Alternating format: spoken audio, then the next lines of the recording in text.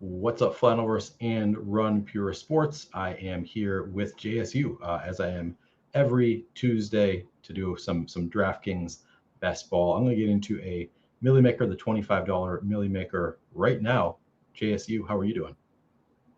Doing great, man. Another Tuesday afternoon at the Flannelverse. Always happy to jump on with you and draft hopefully a winner here. Hopefully we draft the $3 million winner, or someone in this draft drafts a $3 million winner here. It would be fun to have a stream draft with the $3 million winner in it. It'd be a lot more fun if it's us. Like, I don't want to be Oh, like yeah. the guy who allowed somebody else to draft the $3 million winner. Do you want to be that guy? Come on. I don't want to be that guy because I'm competitive, but Right. it would be cool to be a part of that guy's journey. I'm not going to lie. You know what I Yeah, mean? I guess I could see To that. say, Neil, think about it this way. We lost in our pod, but we lost to the winner. Yeah, I mean, That's not that bad. You know what I mean? yeah. Like, I'll take that. Corey says, "Come on, let me be that guy." Yeah, Yeah, Corey. we'll Yeah, see. We'll I see. don't blame Maybe. Corey. I Yeah, don't blame Corey. we're not going to collude. I want to be clear about this to everybody listening. We're not colluding. But yeah, I guess it would be kind of cool, arguably. Yeah, we're not going to let you draft the $3 million winner. You got to do that on your own. We're going to Yeah, still pick the best players here. We're not going to just let you get it. yeah, But exactly. that's for sure. By the way, Neil, so I don't know if I have all these like $3 tickets. So I was drafting in the $3 play. I think it's called the play action on DraftKings yesterday. And some of the stuff in that $3 20 max is wild. I don't know if you've drafted in the $3 20 max yet.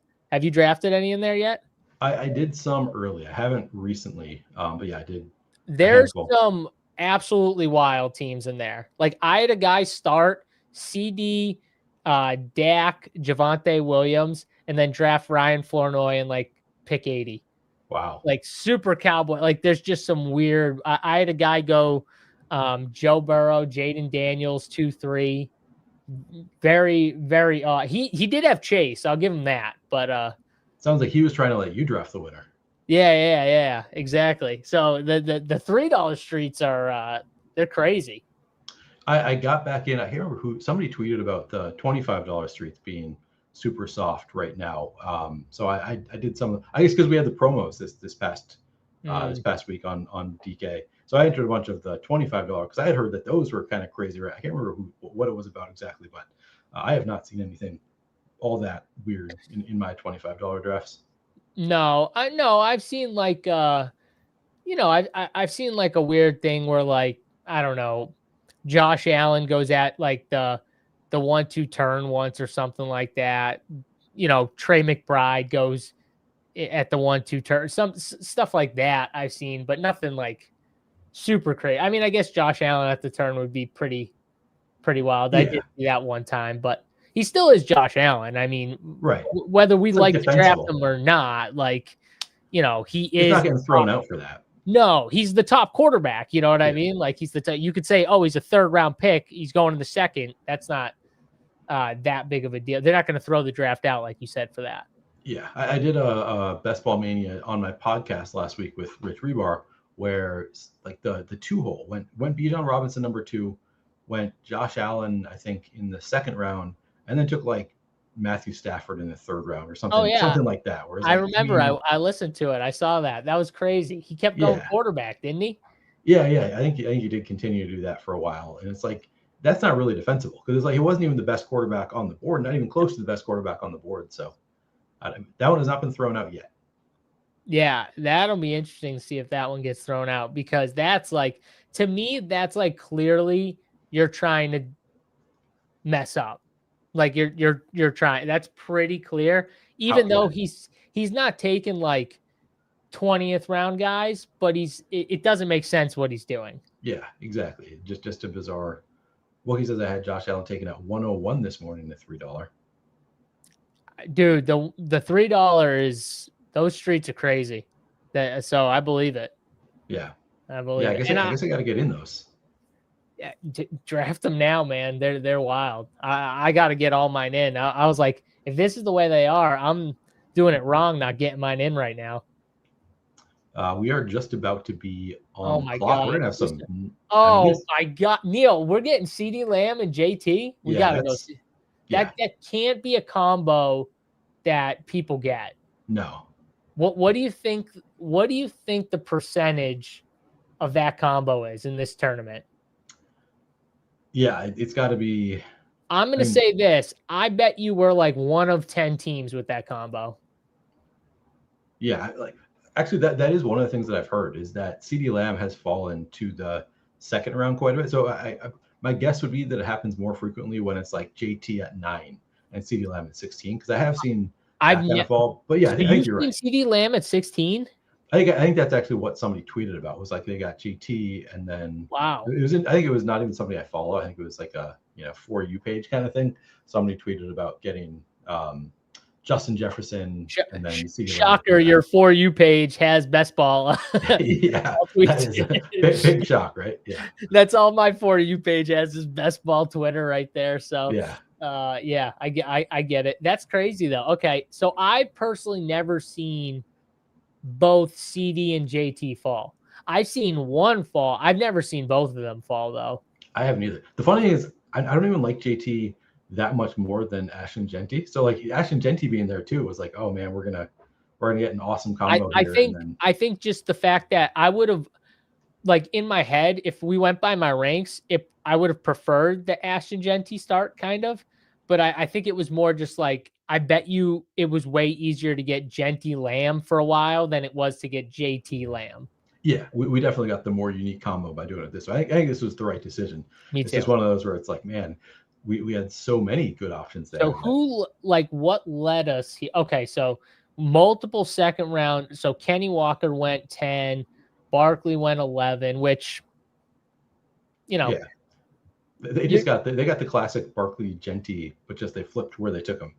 Right, exactly. Yeah, exactly. Yeah. Okay, so nothing like really crazy, like no Josh Allen at like 1-5 or anything like that. Like, yeah, it was really just Cook, Walker, Barkley ahead of Taylor was what was a little bit weird. Which all those guys are like 12 to 15 type picks. Yeah, none of it that crazy. Like this is not a draft that anything has been super weird so far. It's just like enough, like slightly different than usual that we were able to get a fun combo. I mean, that's still a fun combo. I've never gotten that really combo. Fun. Yeah, that is in play to be the RB1 wide receiver one. Not likely, but like they're both capable of that kind of output. No, it's definitely capable of RB1 wide receiver 100%. I mean, let's be honest, it's going to be tough to outscore Gibbs and Bijan if they all stay healthy. Like, let's say in a world where every running back again stays healthy, right, Neil? All these guys in the first round stay healthy, all the running backs, right? I think it's going to be really hard to outscore on a PPR site like DK to outscore Bijan, who's got Tua. And I feel like it's not even talked about that much, but like Tua is check down king. Like Bijan worked with CMC last year and look what he did. I mean, I think he had like 79 receptions and looked really good in the passing game. And you could tell that was something he wanted to improve on, had over 100 targets. Well, what do you think he's going to do with Tua, who wants to get the ball out quick, does not want to get hit? I expect those 79 receptions and 100 plus targets to easily be there again. How confident are you that it's Tua and not Penix? I'm confident that they start with Tua and Penix probably comes in at some point. I am not confident of Tua at all, and I'm not a fan of Tua. I think Penix is actually better than Tua. I just think what they're going to do with the new coaching staff, they're going to like Tua a little bit more, he's a little more seasoned than Penix. Penix is coming off the injury, so that'll be the excuse to be like, all right, let's start with this guy. Let's give him the chance first, and then let's go from there. What do you like at this turn? Do you want to go? I mean, Neighbors is the top of the sidekick. ETN the top by ADP very slightly. Loveland is there. Burden. I know you like your Bears. I mean, I like Bears, but do you want to Neighbors? I don't take Neighbors. The kick is saying Neighbors. He does fit this team. Yeah, we got a strong enough start that we can probably Yeah. withstand some weeks without him. I kind of want to see what it does here because I'm assuming someone jumps Jacobs. Yeah, ETN jumps Jacobs. I think that's probably the right move here, either Yep. ETN or Javante, or just to follow the game. Yeah. No, I think that makes sense. Yeah. Don't drop the baby. Yeah, that's a good start right there. Yeah. I think too with our start too, it makes even more sense to take a shot on a guy like Neighbors, who obviously is, a second round pick if healthy, maybe a end of the first round pick if healthy, and is going in the, the fourth round, third, fourth round. I think it kind of makes sense here, Agreed. but not someone that I pick too often. But he does fit this team, so Yeah, it was not my favorite second turn there. I will say it was like, you're kind of hoping that you get another exciting fall, and we didn't get anything that was all that unusual, but works well enough. Definitely works. Let's see, anything else going on in this draft? Nothing crazy going on here. Lamar goes to the Zay team. I've noticed Zay move up a lot. Have you noticed him get picked like higher and higher? I have noticed that. Yeah, I'm not sure what's going on. I know he was Pat Rain's pick to be like a potential league winner. Was he? So Karane's the one that started this Zay Flowers bump? I think so. I'm not positive about that, but yeah, I would believe that. That guy Pat, unbelievable. Can he just keep his mouth shut and let me get Zay Flowers at the end of the third round for the rest of June? I mean, come on, Pat. Man. Got to give us a little time. Unbelievable. So now he's going in the other half of the board. It does make sense.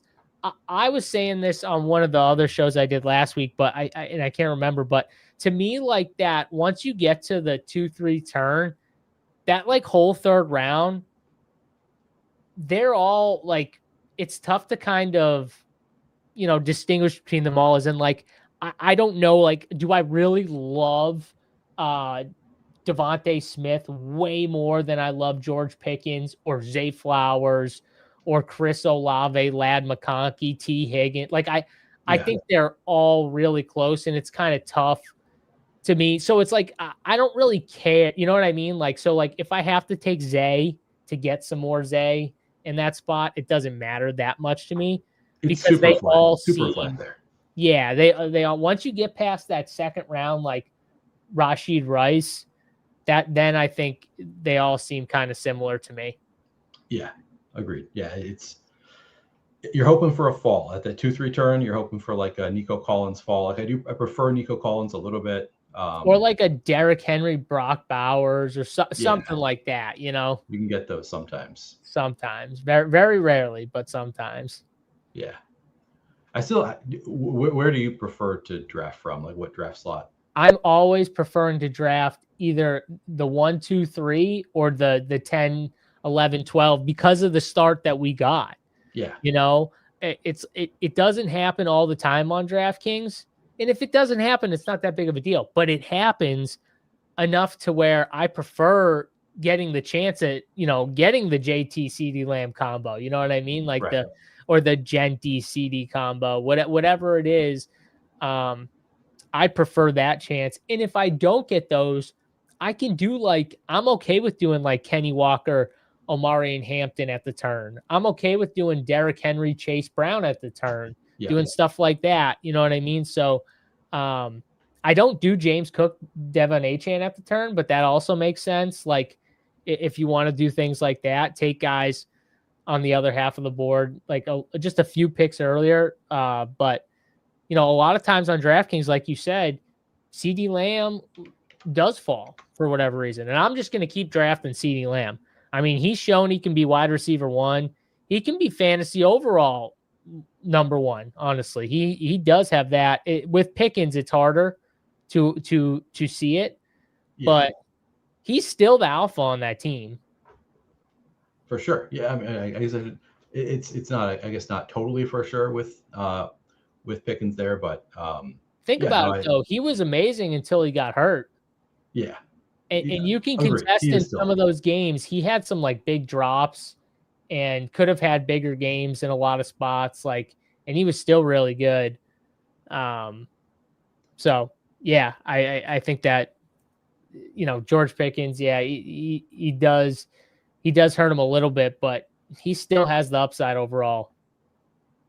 Look at the sidekicking.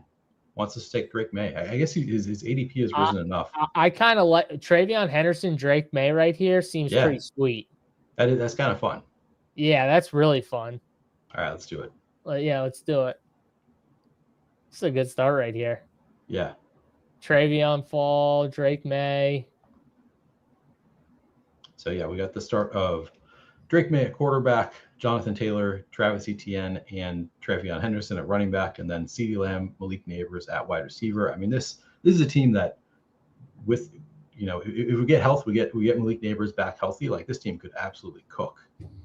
No, this team's rolling right now. We're on fire. Even if Neighbors is out for 4 or 5 games or something, this team is fine. Yeah. John, I haven't told you yet. My exciting news yesterday, my medical diagnosis of I have sleep apnea, which doesn't sound exciting to anybody who doesn't have sleep apnea. And I had never even considered it until like 2 months ago. Kept on hearing friends of mine talking about how, like, oh yeah, I started on a CPAP machine, changed my life. Like, I sleep so much better. And I'm like, I'm a terrible sleeper. I've always been a terrible sleeper. What if I have sleep apnea? And so I finally, a friend told me that you can do an at-home test. You don't have to like go into a lab, which I was always like, I'm not going to go into a lab because I'm not going to be able to sleep in the lab and it's going to be awful. You can do it at home. So I did that and was diagnosed with sleep apnea. So I'm going to start sleeping with a CPAP machine this week with the mask on, looking like a crazy person. That's okay, because only your wife will see you looking like a crazy person. Exactly. So who cares? Yeah, exactly. I'm excited about it. Like, my wife, when I told her, was like, "Ooh, yikes!" Like, oh, that's too bad. But I was like, no, I'm excited. Like, it's awesome. Yeah, it seems like you're really excited for this. I am. You're like, yes. So it's not me. It's just I have this exactly issue. So now I get to use this machine. It's going to help me. So yeah, I don't know many people who've used it, but I have heard the few people that I've known that it does really help. So yeah, I did. I had Sean, a Flannelverse guy, was in the comments yesterday telling me that it leads to bloating and gassiness in the morning. Or he said it leads to bloating and gassiness. I read elsewhere that it's only in the morning. So that's the one negative that I've heard. It's like, you might not like it. He said, I loved it at first, but it makes you super bloated. And I was like, all right, well, according to what I've read online, that's only the case if it's like the wrong like level. Like, it's got to be like, you got to fine tune it so it's not giving you too much air or too little air. Yeah, I don't know a ton about this, but I don't either, if I'm being honest. Makes sense. Yeah, just like it sounds like a cool thing. Like, oh, something's gonna. I'll tell you this: if it helps you sleep, then it'll be worth it, I'm sure. So that's exactly my thought. It's like, I've always been a bad sleeper, and I feel like sleeping is like a cheat code. Like, being able to sleep 8 hours a night is just such a skill that I wouldn't know. I've never been able to sleep 8 hours a night. Oh, really? Yeah. Well, my body. I have a newborn now, so that is just totally out the window. I mean, like, every 2 to 3 hours that boy is up, wants to eat and whatever else, changing diapers. But even before that, though, but I would always get up early for work. When I worked at the gym, so I was up at 4:30. Just like clockwork. Yeah. I was I'm still a super light sleeper.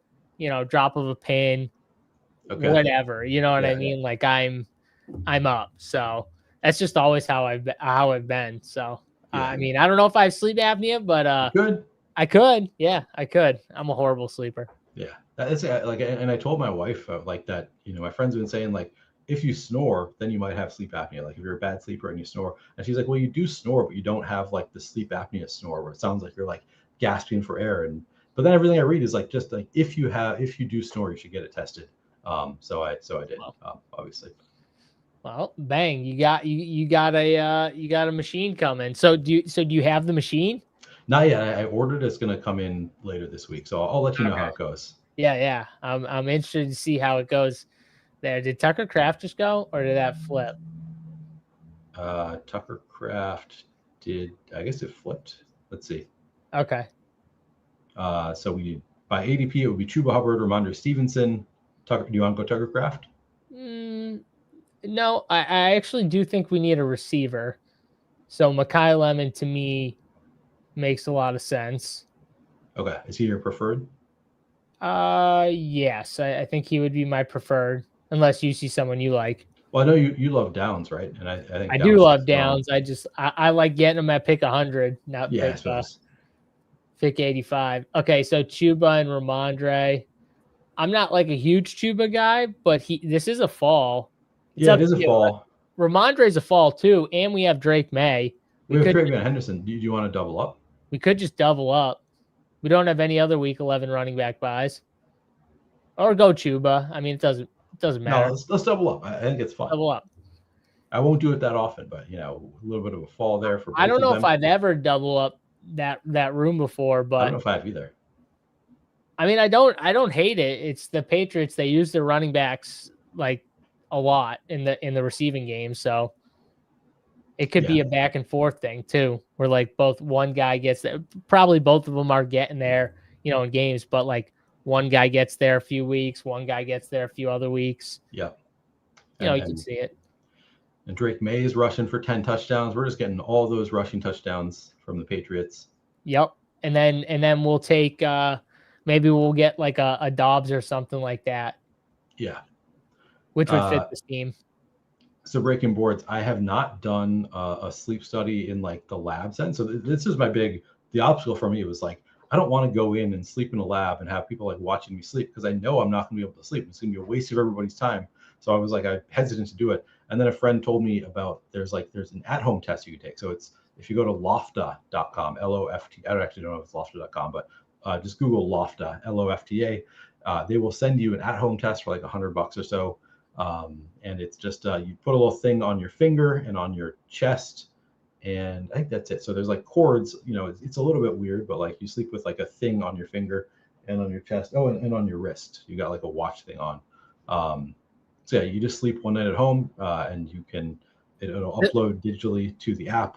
I will say the excitement in your voice from finding out that you have sleep apnea, you must really not be good at sleep. Like you must really struggle sleeping. I do for sure. Like, and like when I do get 8 hours, I feel so much better. I feel so much like clearer headed when I get enough sleep. So it's like, if this is, and who knows if this is even going to help me that much. Like I'm, making the assumption that I'm going to sleep better, but especially since I've been sleeping with my Apple Watch on. Well, how about this? You're not going to sleep probably worse. Exactly. That's what I figure. And if I sleep worse, I'll just stop using it. So right. Exactly. I'm for trying things, and it's one of those like, why not? Gotta be for trying things a little bit. Yeah. Nothing wrong with that. Yeah. Oh, I was seeing, we do have JT. That's why you're like the Downs thing. Oh yeah, that would have made sense. I was not thinking about that. I was just thinking of, I listened to, what did I listen to? I was listening to Ben Gretsch on the Establish the Edge podcast, talking about how like Josh Downs should be a smash, even if he doesn't get the 2 wide receiver set stuff. And if he gets that, then it's just smart guy. even that much better. Yeah. Smart guy, Ben Gretsch. That's yep. It's the right take right there. I don't think though, honestly, the only way I'm gonna get worried about it is if they go out and sign like a vet. Keenan Allen. Yeah. Yeah, like that's when I'll start to worry a little bit about the 2 wide receiver set stuff if they go and sign like I don't think they're going to get Keenan Allen. Keenan Allen has said before he wants to stay in LA. So there's only 2 teams for him, you know what I mean? Whether it's the Chargers, who honestly don't seem like they want Keenan Allen, right, and the Rams are the only real options. And do the Rams actually need Keenan Allen? I do think it'd be interesting to get Keenan Allen. This will be interesting here. Let's see. Yeah. Jackson Dart's kind of a nice fall. And we have Malik Neighbors. Yeah. I know. That's where I want to go. That's where I want to go too. So let's go Dart, and then let's see. Let's see what happens. Okay, yeah. We don't have a tight end, so I guess we could go Dalton Kincaid or George Kittle if you like Kittle. Okay. No, I like this. Let's go either Worthy or Dobbs. Yeah, what do you think? Who's your preference? I'd be fine with taking Dobbs or. I mean, Go to Worthy's the fall. probably the better option, but Dobbs correlates better with our team, and I don't think he's going to be there when we get back. Let's go with the better option, I think. Okay. We've already got, That works. That's fun. I mean, we got stacked up Jackson Dart. We've got Drake May stacked up with the running backs. I'm digging it. Tear ducts, man. It says when I had trouble sleeping, I would take Benadryl. I gotta do that with my kid. Sleeps like absolute shit. I gotta just give him a little bit and just let him go to sleep or something like that. Because, man, Benadryl, that does work. Yeah. No way Neil hasn't done the Benadryl before. If he's that bad at sleep. Oh yeah, no. I every night I take Benadryl, or I often take NyQuil or like Advil PM. You know, I'm taking all the stuff I'm not supposed to take more than. I don't take stuff like that. Like I don't take it, but NyQuil, man, it's crazy how good that stuff works. Yeah, I sleep like a baby. It's crazy how good that stuff works. Yeah. I'm like one of those stubborn people though, Neil. I'll be like sick, and my wife will be like, just take some of this, you'll feel better. No, I'm not. I'm just a stubborn a-hole. I'm just like, no, really? I'm not taking it. Yeah, what's not taking Tylenol. Huh? Like, what's the downside of taking it? Well, I don't get sick like very often, if ever. So when I get sick, I get like very sick because I get sick like once every like 2 years, 3 years. So it's like I feel like when my body actually does get sick, I just get like very, very sick, but it doesn't last like it lasts a few days. So I'm just like, okay, a few days, but like, other than that, I don't take anything, and that's just the way it is. So I don't know what it is. I'm just stubborn that way, and I'm stubborn the opposite way. I'm like, I'll take whatever you want to give me. Whatever's going to make me feel better, I'll take that. Yeah, and my wife, of course, because she works in an emergency room, so she's like, you take this much and take that much, and then every 3 hours you can take a little more. I'm like, nah. She like lays it all out, and I'm like, nah, I'm good. I get it. That's funny. Yeah, good for you. It'll work better when you do take it. So like when you're older and you haven't taken it much, it'll work better for you. Well, that's how all that stuff is. If you don't take it, very often, But the key is if you don't get sick very often, then you don't need to take that shit. True. It's helpful. I say this now, and I'm gonna get sick like next week. You're jinxing yourself. Yeah, I'm totally jinxing myself right now. Yeah. I don't care. Whatever. Oh, likely goes. Damn it. Well, no way we're gonna get Ferg. It is nice though when you can get that fall on one of these tight ends, like the Kelsey, Goddard, Likely, Ferg, Kincaid range. Yeah. They fall all the way back to you at like 130. Yeah. That's always sweet. The unfortunate thing is Goddard is the one that usually makes it back, and he went to the Hurts team. He went to the Hurts. Four tight ends in a row is not great for us. Yeah.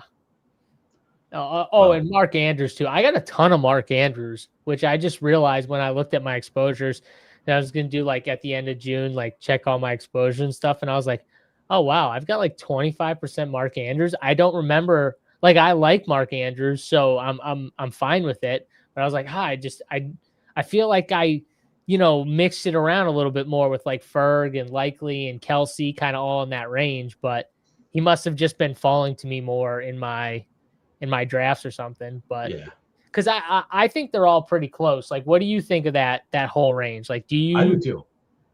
Yeah, I don't have any real strong take there. Like, I kind of take them largely by ADP. It feels like a really tight tier with. I kind of take them by like who falls to me or who I have. You know what I mean? Yeah.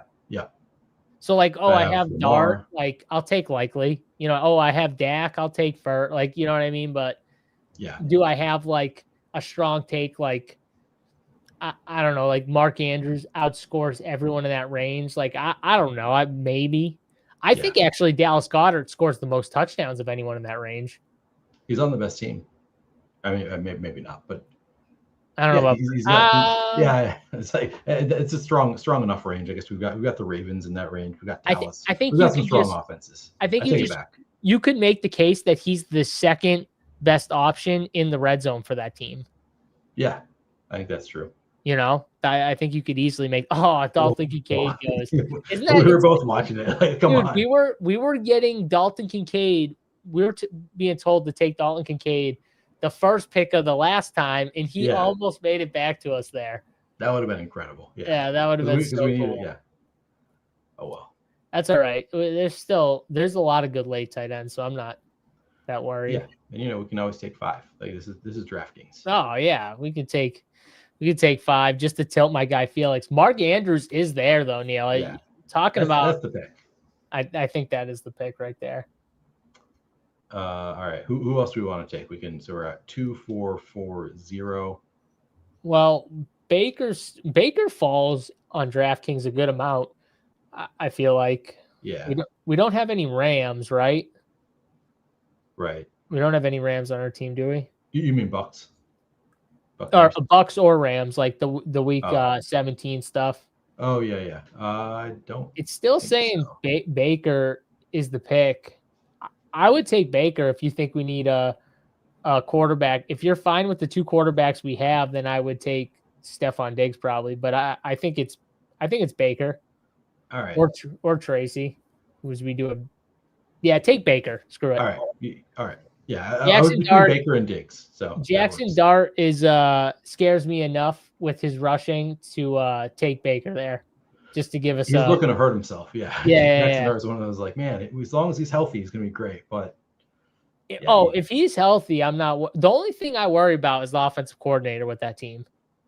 Yeah, does not inspire confidence in me what they did there, but Jackson Dart as a player.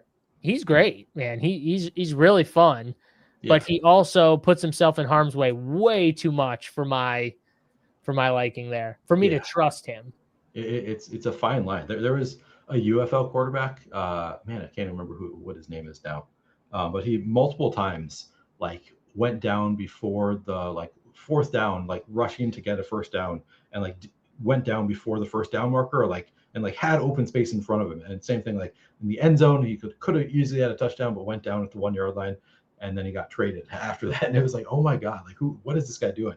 I feel like Jackson Dart is the far other end of that spectrum, where it's just he's trying to get himself hurt. He has no fear at all.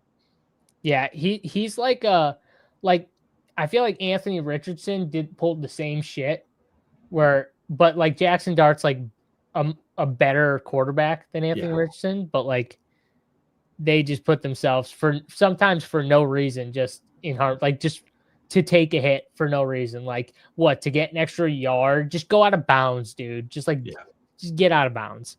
Boofy Guy says, you fellas doing fireworks this weekend, or do you put that money into the beer fund instead?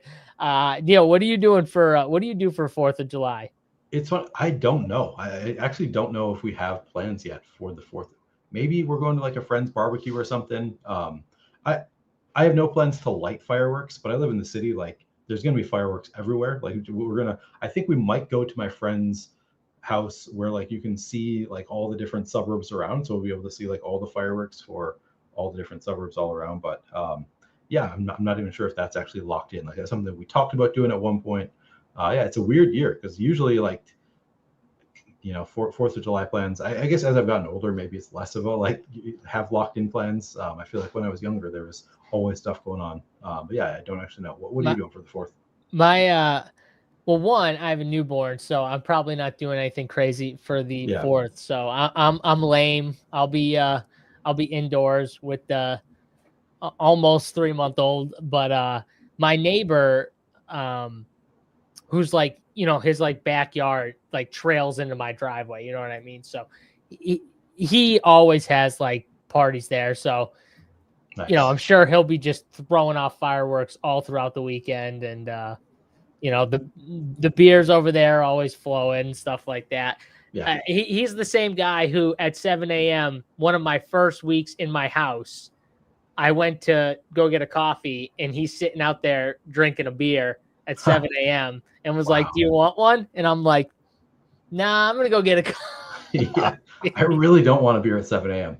It was a Saturday morning at 7 a.m. I was yeah, that's my neighbor. Great guy. He's a great guy. Yeah. I weirdly don't. As I've gotten older, I don't enjoy day drinking.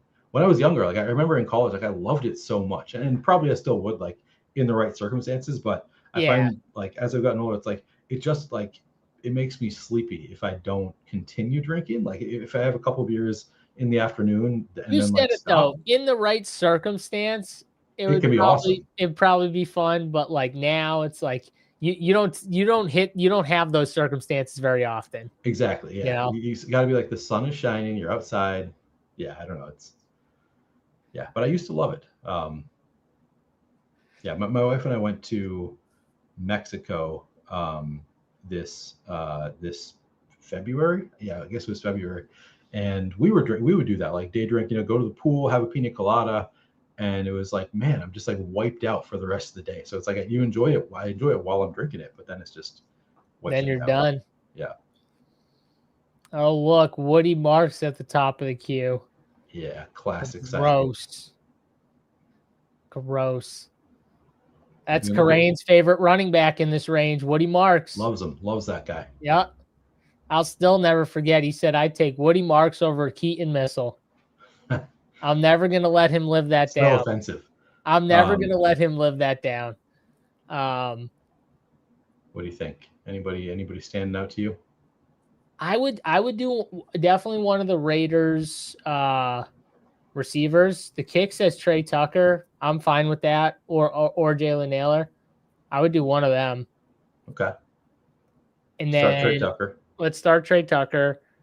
And then do you want to do Woody Marks, or do you want to go like a Ryan Flournoy, Denzel Boston? Yeah, we don't have any kind of correlation with our quarterbacks, do we? I assume Jalen. We got the week 17 with Flournoy. We got the week 17 with Denzel Boston. Okay. So who? Yeah, we could do. I mean, Denzel Boston's number 2 on the kick. Yeah, because they played JT. Yeah. That works. I'm fine with it. Yeah. I was listening to Davis Maddock try and talk about Denzel Boston, his running style and his gait and everything, and comparing it to. Did you hear this? Apparently he runs, but it's like he runs and his like feet are turned out or something like that. So isn't it like Harold Fannin? Isn't it the same like duck? Isn't that what people say about Harold Fannin? He's like duck-footed. Oh, I don't know. Is Harold Fannin duck-footed? Yeah. I did not know that. I didn't know that. Yeah, no, a team with duck-footed guys. So he like puts more stress on like his joints and like his knees and stuff like that. He's probably got really tight like abductors or hips or whatever. Because that's another thing that can give you issues. But yeah, I was listening to Maddock trying to be like, this isn't my thing, you know what I mean? But other people, talk about it, and he's trying to explain it, and it was just like funny because you could tell like you know when someone talks about something, you can tell they're not really comfortable talking about it because they don't know like 100%. They just know what they've heard. That was like Davis trying to explain it, but he was trying to also be like, I don't really know. I'm just trying to tell you what I've heard from other people. I do that all the time. I feel like Davis doesn't do that often. Davis speaks with like 100% confidence almost always. Because I feel like Davis, when he says something, it's like that's what he thinks, But sometimes he pulls from what he's heard other people, talk about, and that was one of the. But it's hard when you don't know like how to explain. Like you don't know why this guy's running actually with his feet. You know why you don't know why. Because it could be like 5 different things, by the way. I've worked with athletes.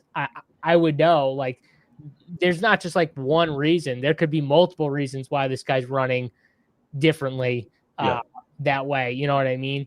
Yes, he's putting stress on probably multiple, knees or whatever, hips or whatever, extra stress, but like strain.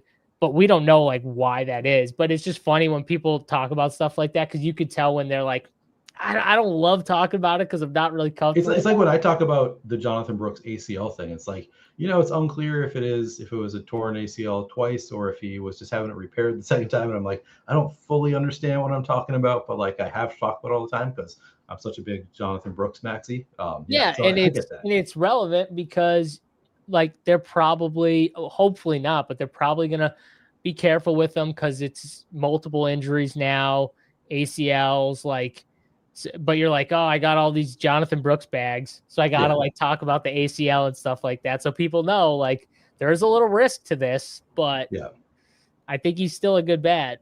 You know, it's like the Marshawn Lloyd thing. It's apparently like he went and got like studied. He let some people like study him or something like that. Yeah, I heard that. And Christian Watson did something I feel like similar or something like that too.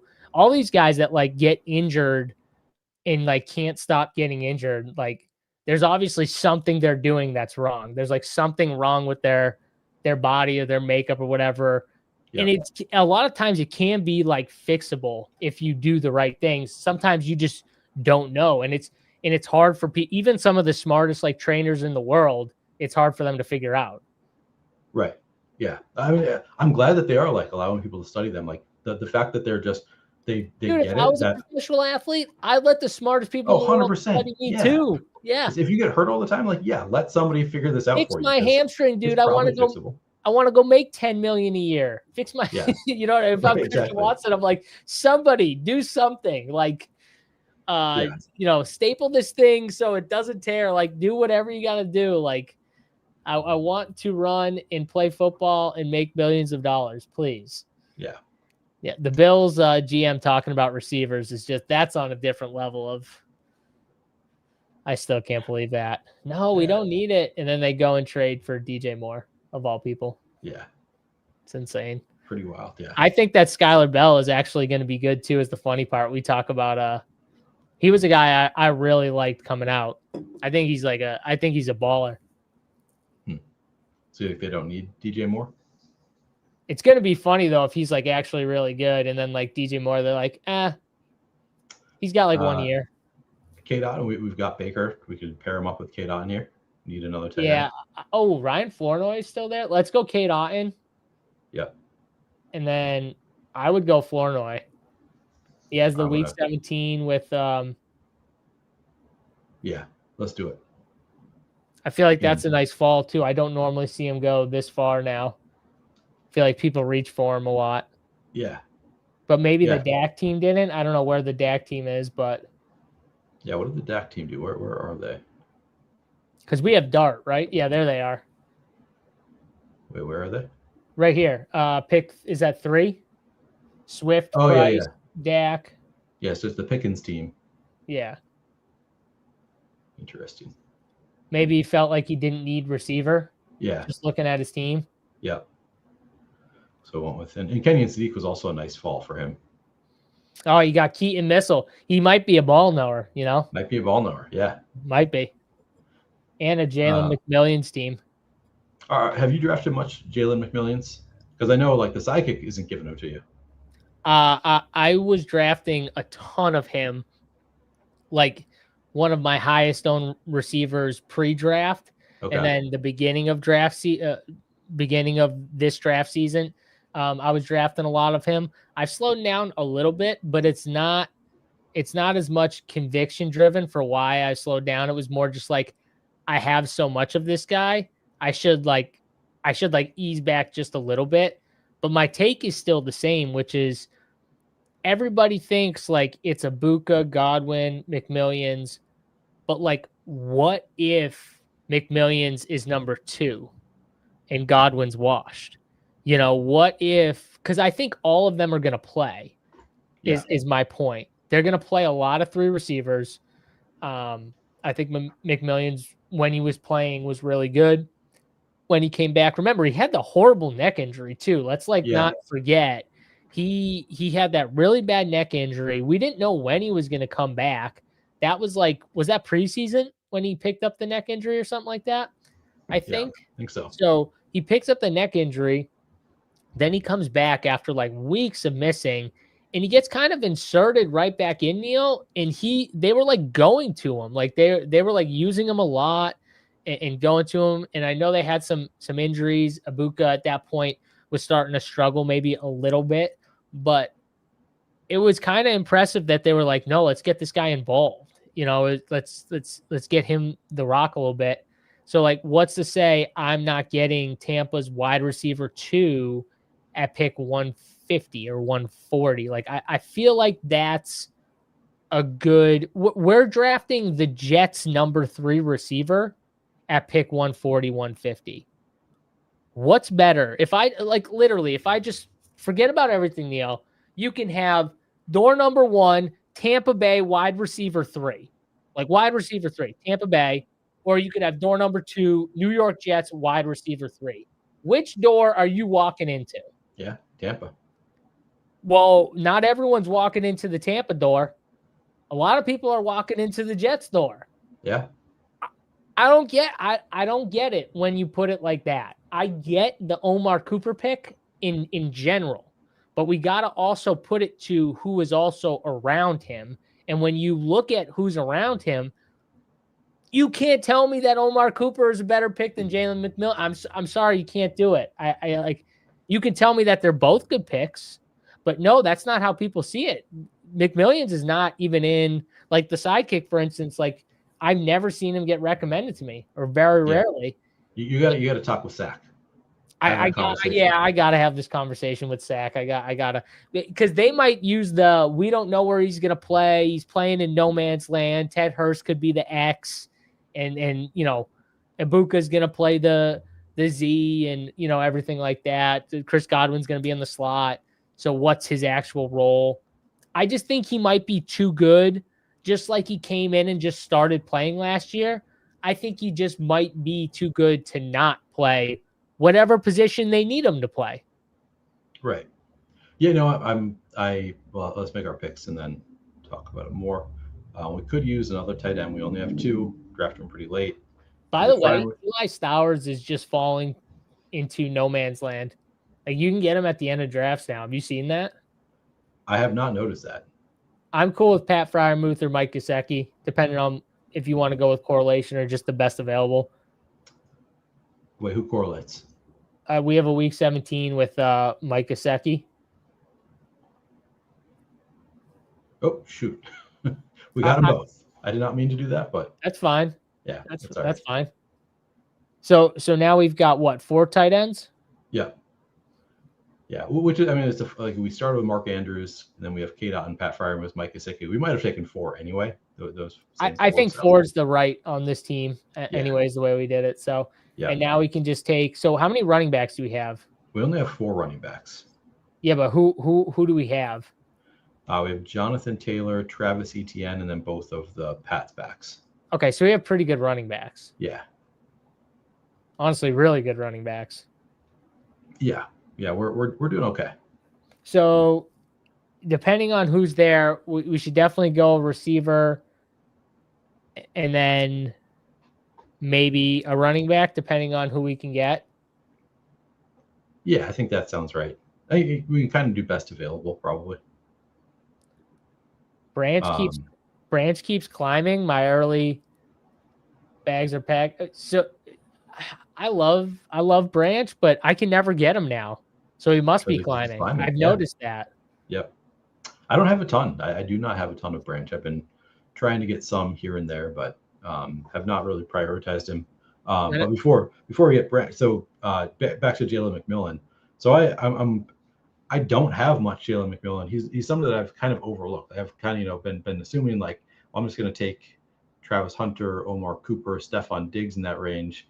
But after listening again, I listened to Establish the Edge, and they were kind of making the case for, like, Ted Hurst might just be like a sacrificial X even when he's out there, and there's a good chance that he's not even out there. It's going to be the other 3 wide receivers, and Jalen McMillan was actually pretty good when he was out there last year. So they kind of sold me on I need to be drafting some Jalen McMillan. So I've moved him back. I moved him up into that tier with it's kind of a tier of like Jalen Coker, Jaden Higgins, Stephon Diggs, Travis Hunter, Omar Cooper. And yeah, I've moved him up into that range, like ahead of the Juwan Jennings of the world. Because I think you're right that he has that out to just like beat out Chris Godwin. I don't think it's the likeliest scenario, but it is a possibility at the very least. And then we have, Godwin's kind of aging, could get hurt. Lots of outs there. He could be a really strong wide receiver 3, but like you said, he could just be a wide receiver 2 also at some point. So yeah, I think he's a pretty strong pick. Yeah, and again, I keep coming back to this, but we have to like, which teams do you want to be invested in? Like, Tampa is a team that I think we should all want to have some investment in, just because of, one, their offense is good. Their defense probably not going to be that great, right? They lost some of their better defensive guys. I think Jamal Dean is gone. That was their best cover guy. Their secondary was atrocious last year. They're probably going to play in a bunch of shootouts, right, Neil? So it's going to be probably a lot of good game environments for fantasy, right? And then we look at their, week 15, 16, 17, New Orleans at Atlanta. So home against New Orleans, at Atlanta in the Dome, and then home against the Rams. I can make the case that all those games are going to give them chances for shootouts. The Rams game being the toughest game because the Rams are good, but the Rams are going to score on Tampa. So Tampa's going to be forced to have to, push the rock and throw a lot more to try and score. So we could still get a decent game environment. My point is just like, these are the teams we want. We don't want to be too invested in teams that could just be so bad that they decide, you know what? It's week 15. Gino, you're out. Right. Paid club that you're in, or whoever they got, you're in. You know what I mean? Arizona's the same way. Like, we got to be really careful about the teams that could be really, really bad. I'm not saying don't draft those teams at all. I'm just saying be careful when you start like comparing players. Like, I think that should be in the conversation when we start comparing these players. Yeah. No, I mean, I don't definitely think it is, for a lot of people. Yeah. I mean, we talk about Arizona, I think, a bit, but all right, let's see. I wouldn't mind Eli Raridan as the correlated tight end, but at running back we've got Samaje Perine. Anybody like your Damon Claiborne? I don't mind Claiborne if you just want a fifth. Yep, and then quickly wide receiver, Pat Bryant's there. Kayshon Bouttie's there. Who's your preference first? Let's do Claiborne, because we do have 4 tight ends, so I don't think we need a fifth. Okay. So do you want to go Pat Bryant? Or Pat Bryant does fit our team. He's probably the best receiver. And we have the week 17 with Drake May. Okay. I'd be down for Bryant. Unless you'd rather Boutte. Like, it would be between those two. I think it's Pat Bryant for me. All right. In. Got it. Like that team right there. So there we go. We got a 3-5-8-4. We have at quarterback Drake May, Jackson Dart, and Baker Mayfield. At running back, we have Jonathan Taylor, Travis Etienne, Trevion Henderson, Ramondre Stevenson, and Damon Claiborne. At wide receiver, we have CeeDee Lamb, Malik Neighbors, Mekhi Lemon, Xavier Worthy, Trey Tucker, Denzel Boston, Ryan Flournoy, Pat Bryant. And then at tight end, we have Mark Andrews, Kate Otten, Pat Freiermuth, and Mike Gesicki. Love that team. And that'll work. And Boofy Guy says maybe the McMillan stuff is front loaded and the Cooper stuff is back loaded. It could be. Honestly, though, Cooper could be front loaded too, because Cooper could be tied more to Geno. And if the Jets are bad and Geno, let's say, doesn't play all 17 and they do like the backup, maybe it's just all bad for them in the back half, or in the back quarter or something whenever that happens. So, it could go that way, though. It could be where one is front loaded and one's back loaded. But again, it's like, who do I want to like time I would rather be more into the Tampa side than I would the Jet side overall. And I think we're just sleeping on how good A.D. Mitchell is compared to Omar Cooper. I like A.D. Mitchell quite a bit. So I draft a lot of Omar Cooper, but I'm like, I almost like A.D. Mitchell better at ADP. I don't know. It's at least close for me. But I have way more of Omar Cooper. So I've been trying to up my A.D. Mitchell bags a little bit. I just I don't know if you've done the little Dalmatian. Have you done that at all in Underdog, where the $1 drafts? I haven't. I heard it's like flying, like buying out quick, huh? So that's another thing where I saw somebody on Twitter who I don't follow. I think I don't follow. Maybe I do. But recommended, instead of doing a bunch of slow drafts, just set your ranks and just auto draft 101, because it's $101 to max out the contest. So that's what I did. I did it in little batches, but but I was like, updating my rankings to see like, do I like the way this team looks? And then like these running backs are too bad, so then I kind of move up a group of running backs, and I was pretty happy with how my teams were doing overall. But I drafted a ton of AD Mitchell because he was the one that's like I really like to like have him as a a backstop there at wide receiver. Like he's a really strong late round pick. He's one of those that you kind of learn just by like seeing who you get. When I set my own rankings of like this is how I rank these players. Who are the players that I get a ton of? And obviously it's like Jonathan Brooks was my number one. Colston Loveland was up there, and AD Mitchell is one of those. It's just like, yeah, once you start, drafting based on my ranks, I get a ton of AD Mitchell. Yeah, I think he's a really good pick. So I'm with you on the AD Mitchell stuff here. Corey said MVP Stafford all the way is my only hope. I have a bad feeling that Stafford is going to disappoint us a little bit from last year. Yeah. Not that he's going to be bad. I love Stafford. I don't think he's going to be bad. I just don't know if we're going to get MVP Stafford like we got last year. Yeah. Rad. I moved away from, let me see if I can find it again while we're waiting for this one. So let's see. Contests. How do I find? So go to contests and then go to is it upcoming? Yeah, that's right. And then it should be either your first or last Millie that you did. I think it's the first, but not this one. It's the last. I forget because I feel like on the phone it's the opposite from the desktop. Yeah. So it's the last one. Yep. All right, I'm going to find it because we have not, this draft is not filled yet. If you want to draft with us, get into the $25 Millie on DraftKings. All right, so upcoming. So go all the way down to the last Millie you did. There we go. Yep. That should be it. There we go. That's it. Bang. All right, so you're in the 5-hole. FL Ratty went JSN, standard number 5 pick. Trey McBride, not my favorite, but I think it's fine at 20. Oh, he gets McBride. Love gets the double Arizona. Dave Montgomery at 44. Romo Dunze 53. Caleb Williams. Oh, he's playing for you. He wants you to rate this team. Caleb Williams at 68. Adds on Michael Wilson, so going full Arizona here. He's playing for me, but he's not playing for me with the Arizona stuff. He said, JSU, I took some Chicago for you because I know you're not going to like the Arizona as much. That's perfect. Yeah, spot on. Sam Darnold at 125 as the quarterback too. Rashid Shaheed, so he gets that little stack. Okay, this will be the true test. Did he take Jadarian Price? Wait, no. Okay, all right, ball knower. Ball knower here. You like Charbonnet? I put out a tweet, Neil, that said Jadarian Price might be the worst pick in the first 6 rounds on the entire board. And some people did not like that very much. But I just don't, and maybe you can sell it to me a little bit, but haven't we learned with the Travion Hendersons, the Marvin Harrisons at 1-2, just these rookies that they come in and everyone's like, oh, the high capital rookie, fun.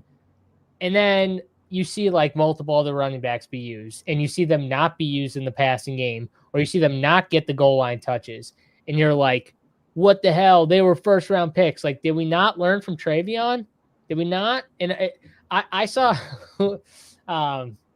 he seems like a really nice guy. The best ball guy. Oh yeah. Best ball guy, BBG. Yeah. He was on with Maddock, and he goes something like, I forget how they got on the conversation, but he was like, Travion almost worked. And I was like, keyword, almost there. You know what I mean? It's like Travion couldn't get on the field because they didn't trust him to pass block. If they trusted him to pass block, he would have worked. But that's a problem. You know what I mean? If you can't beat out Ramondre Stevenson, that's a problem. You have issues here. I feel like a lot of times though, coaches, they'll do these things and you'll be like, well, that's just dumb. But they always do these things. They always do it. and they never do it the way you want to. And so you're trying to parcel through and be like, oh, well, that's just coach speak. That's stuff like the Blake Corum is the kick returner thing. We always go back to that thing, Neil. And I'm like, okay, that's an extreme, guys. That's Sean McVay, and that's like an extreme, like laughable, we got you type of thing. Yeah. That's not like, oh, we're gonna like let him try and win it, but like we're also gonna use other backs. Right. And they did the same thing with Kenneth Walker, and we were all flipping out last year because Kenneth Walker was a bad pick. I fell on the Kenneth Walker bad pick. I took a ton of Kenneth Walker. That was probably one of my worst picks of the entire year was Kenneth Walker, because I did not see him losing all that work to Zach Charbonnet. I did not see Zach Charbonnet double. What do you have? 18 to 8 touches at the goal line inside the 5 or something like that. I did not see that happening. I did not see like the 54 to 45, 48 split, whatever it was. Like, I didn't see that. I thought Kenneth Walker was way better. And I know, I don't think Jadarian Price is better than Kenneth Walker. No, I don't think so either. So, yeah, no, I think largely on the same page as you, where I'm just like, yeah, not super into Jadarian Price. I don't know if I'd go as far as you and call him like the worst pick. Do you want to go Ashton Genty here? I definitely want to go Ashton Genty. All right, and then Genty Barkley, Genty, Kenneth Walker, that all those sound good to me. All right. You want to go Barkley? I think Barkley's typically my preference. Yeah. Good with that. I feel like that's the best combo. Yeah. I feel like that's got to be one of the more common combos in the back half, right? Genty, Barkley. Yeah. Yeah, I think so. So Red wanted us to rate the lineup. So I'll ask you to. So we went away from it quickly because I didn't get a notification, but I saw Corey saying, "Dang, you got the 12 hole again." So I was like, "Oh crap, our draft started." So I had to rush back to our new draft. That's all right. I still remember a lot of his draft. I'd probably give it, because it had really good correlation. I think he did a really good job of, getting a couple of teams correlated together. And I did like some of his picks. I wouldn't say like it's not, he did get like Jeremiah Love sometimes goes in the second round. So I feel like you got a pretty decent value in the middle of the third round, even though I'm not a Jeremiah Love guy. I think for drafts, that's decent value. And then you got the Caleb Williams stack with Rome. Yeah, I think it's like a B draft. I mean, the only reason I'd give it lower than that would just be my personal bias of I don't like Arizona stacks, mainly because I fully believe Carson Beck is going to play quarterback on those last 3 to 4 weeks that we're going to be in the playoffs for. And I think that the passing numbers are going to go way down when he's quarterback. I think they're going to play way more conservative, and it's not going to look well. But was that his draft? Did you go back to it real quick? Yeah, hang on 1 second. Why? What would you give it? Yeah, I didn't remember it as well as you. So yeah, I guess we got a little time. So let's. He had RJ Harvey in there. Yeah, so I mean, you got. I'm a David Montgomery guy, so I like the David Montgomery pick. I do too. So I like the Montgomery pick. I feel like the McBride love in the middle of the board with JSN might be somewhat unique. Like, it's not my favorite thing to take McBride at 20. We did get Shaheed and Sam Darnold too. Like, I kind of like the correlation he got. Charbonnet was in there. Michael Pittman I like. You got a really nice correlation, like, because you got AJ Barner as well on the Seattle along with Charbonnet, Shaheed. Okay, so this is something else that I didn't even bring up about the Jadarian stuff. But are we also forgetting that AJ Barner does the tush push sometimes? Right. True. Like, so the guy doesn't catch passes in college. Okay, so that's not good for DraftKings. And he might lose goal line touches to AJ Barner. Yeah, and the offense might regress with no Clint Kubiak. What do we want here? Like, what? Sell me on Seattle, because I could sell you on the passing game. I can't sell you on the running game, though.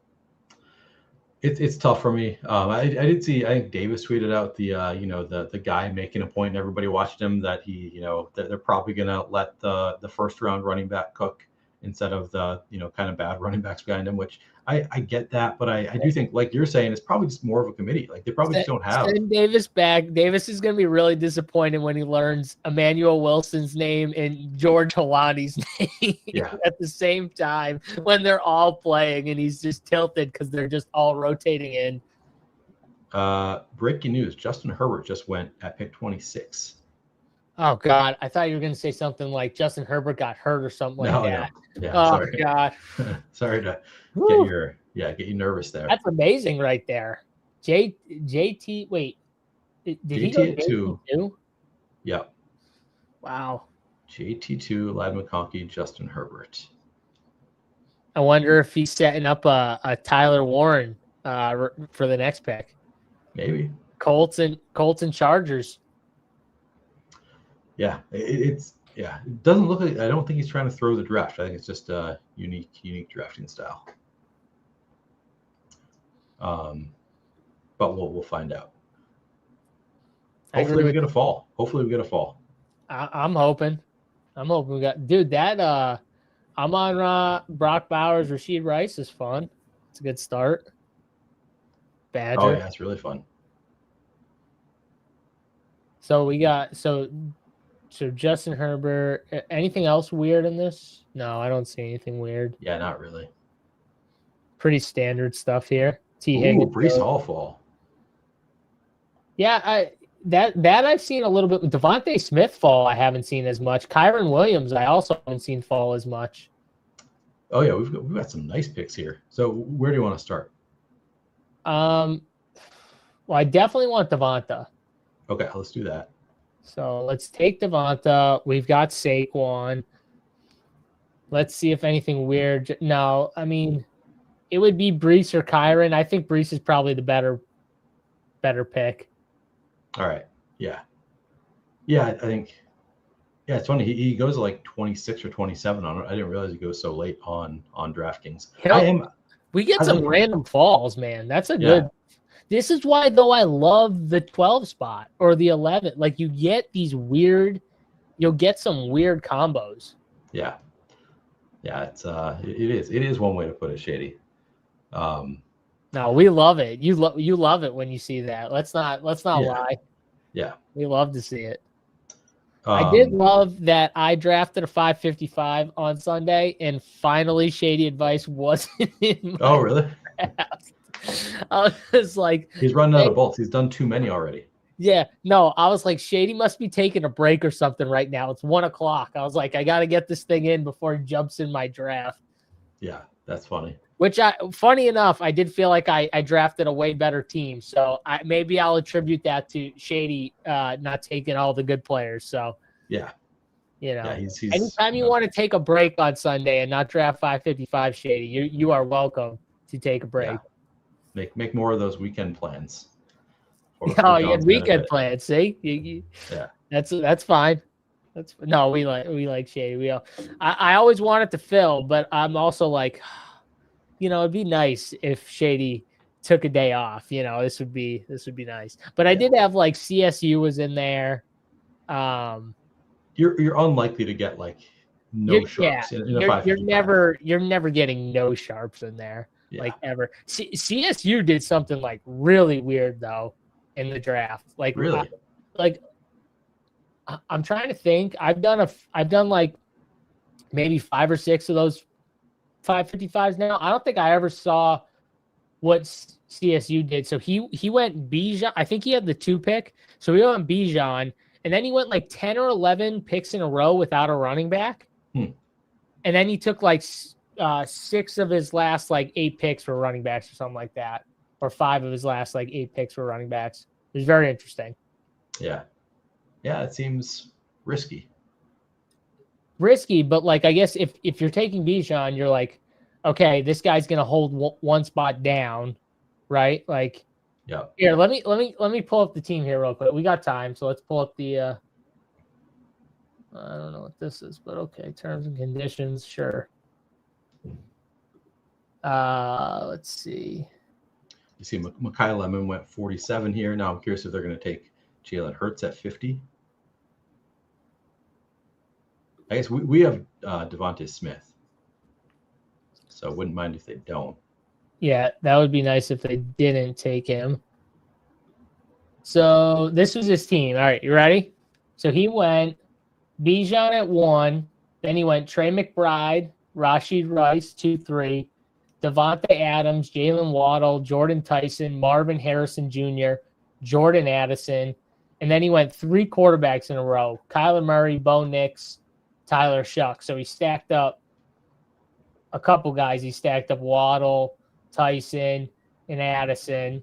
And then he went Tyrone Tracy as his RB2, Juwan Jennings with his Minnesota stack, TJ Hawkinson with his Minnesota stack, and then Kamara, Brian Robinson Jr., Sean Tucker, Samaje Perine, and then finished out with Ingram and Mims to finish out his Denver stack, which, by the way, I'm pretty sure he's from Denver. So Bo Nix is like a given in that. But I'm just going to say, I don't think I've ever seen that strategy employed in a 555.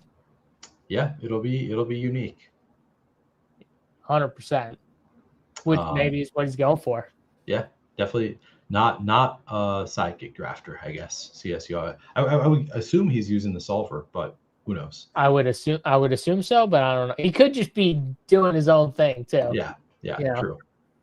He also we're not making fun of CSU. We love CSU. Okay, CSU's sharp as hell. So Yeah. But CSU also just has a lot of money and can just do odd stuff like that. Like he can afford to, like, you know what, I'm going to take a risk here. CSU can do whatever he wants. So that guy is fun. Actually, too, a really nice guy. Met him multiple. Oh, you met him? Very nice guy. Yeah. I've never met him in person. Very nice guy. Ooh, man, Montgomery would have been nice there. I thought we were gonna get David Montgomery. That would have been so sick. All right, we got to go Tootin, right? We're both Tootin guys. Yep. So who do we have on this team? So Jenkins. We got 4 running backs, 1 receiver. Okay, is Hurts gone? No. Do we push Hurts or do we just take him now? We're probably not going to get him if we push him, but I'm fine with that if you want to take him, we could. I would go Christian Watson or Hurts. I like Christian Watson quite a bit. Okay. Maybe he's gone. I don't know. Let's see. No, he's there. Oh yeah, sure enough. I would have said Travion Henderson, but I felt like we already had 4 good running backs, so it's like Christian Watson was probably the right pick if we weren't going Jalen Hurts. Yeah. I am Christian Watson ahead of Carnell Tate. I don't know about you. I think most of the time that's true for me too. I'll sometimes take Carnell Tate ahead, but yeah, like my raw rankings, I think I have Christian Watson ahead. I'm in on BTJ this year. He's another, like, I kind of moved both of them up a little bit, which is, I don't know. I kind of go back and forth on it because I understand the risk of, like, there's 4 good wide receivers in Jacksonville, and, like, are you sure? But, like, we've seen BTJ be like a first round talent in the NFL, like a player who could be, like, you know, a first round draft pick next year, like could get back there. And like all the buzz has been positive. Like, you know, he's on the same page as Trevor Lawrence. His injuries are behind him, all that kind of stuff. So yeah, I've been in on BTJ, Christian Watson, sometimes over the rookies, which is risky. I know the rookies are also going at a fair place for first round rookies, but it's kind of just a fun range for receivers in general. Yeah, no, you could sell me on that. I mean, I think the Jaguars are going to be a tough team to predict week in and week out, but maybe that makes them better best ball picks. They got a lot of options, man. And then the wild card is Travis Hunter, who they drafted to do this dual cornerback wide receiver thing, and we'll see if that works out. But they also were much better when he wasn't playing. And I don't know if you want to attribute that to when they got Jacoby Myers, when Parker Washington started playing, but that was kind of when they started looking a lot better on offense. Yeah. So and it was probably more both of it, but the Parker Washington thing definitely gave them a boost because he was just really good for them. And Brian Thomas wasn't doing much for them as well. So they lose Travis Hunter, and then Brian Robinson, he was banged up. He clearly wasn't, healthy. Right. But, maybe there was a little regression there too. Maybe Parker Washington's just better. I don't know. Maybe he's just like quarterback friendly. You know what I mean? Like always in the right spots, perfect for the system. It did feel like he fit the system like a glove. Like, right. So, and I feel like Travis Hunter is going to need a Parker Washington or Myers to get out of the way, to get into like a real role. So I don't know. It's a hard offense for me to like, for you to sell me on someone that's going the highest at receiver at the position they're like loaded at. Byshell Tutin's different to me because I don't feel they're loaded at running back. I feel like they're actually kind of weak at running back. I just noticed that Jadarian Price is still falling. This would be hilarious if we get Jadarian Price at 84. Yeah, I won't stop you if he's there at 84. I'll allow the pick to happen. Yeah. I am also rooting for this guy right here to take him like he did David Montgomery. Yeah. So you don't have to click him. Okay, there you go. He went at 83. There you go. Saved. DK Metcalf, little fall on him. Quentin Johnson's still there. He's normally gone. Yeah, but Justin Herbert's gone. Who do you like here? You want to go DK? I'm not huge DK, but like he's falling. Are you in on DK? I'm not super in on DK either, but yeah, this seems like the spot for him. Let's see. Quentin Johnson goes to the top of the kick.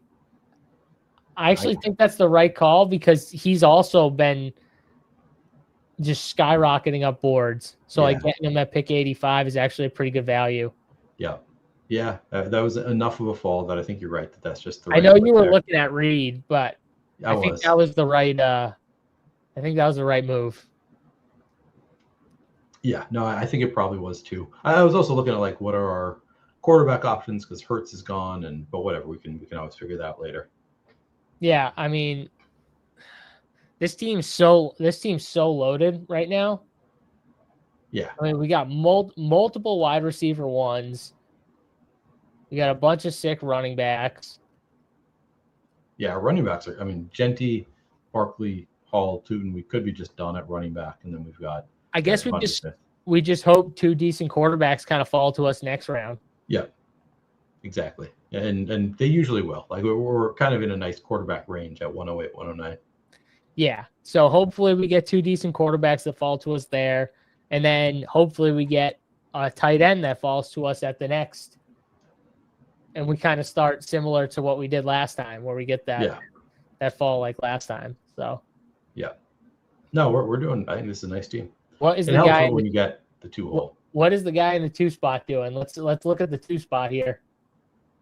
Yeah, I mean the guy in the 2 spot is I don't know what they're doing. So they started with Jonathan Taylor at 2, which minor reach, but that's defendable.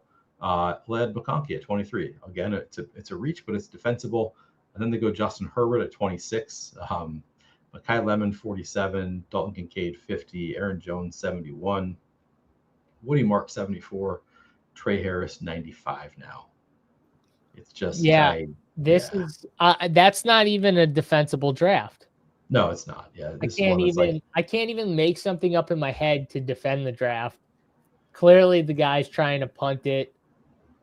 Well, like, why would you punt it from the 2 hole? Like that's just like. Dude, you were saying the same thing with Rich Rebar in your Best Ball Mania draft. Like, punt it at a difference. Punt it in the middle of the board. Don't punt it in the 1 or 2 spot. What are we doing? Yeah, it's just a weird thing when people like I don't understand like the mindset of why would you want to unless they're colluding with somebody else in our draft. Well, that's the other thing. Like maybe they're near someone. Well, yeah, or maybe they're in with someone who is just drafting normally like we are, right? And so he's like, I'll just punt wherever I get it. But Neil, if you're colluding with someone, why are you the one punting at the 2 hole? Right, the 2 hole would maybe they're colluding with the 1 hole. Oh, maybe. What's the one got? Let's see. Does the one have a bunch of sick picks? Not really. I mean, they got Gibbs, McBride, Allen.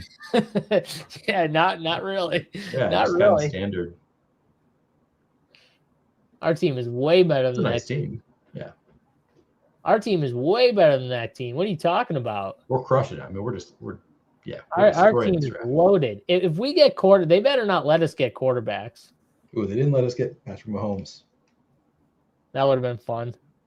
And Trevor Lawrence also would have been fun. This guy went Caleb, Dak, Trevor. He said, "I'm not letting you get a quarterback." That's what he said. Yep. He's like, "No fucking way." This guy's gonna take Kyler if he has. Does he have Justin Jefferson? This guy. Sure does. I'll be stunned if he doesn't take Kyler. Burrow with Higgins. Goes Addison. Oh, he took Addison, so he thinks Kyler's coming back. I mean, Addison. Who do we have, Neil? Who do we have? So we could take Jordan Love also. So Matthew Stafford falls.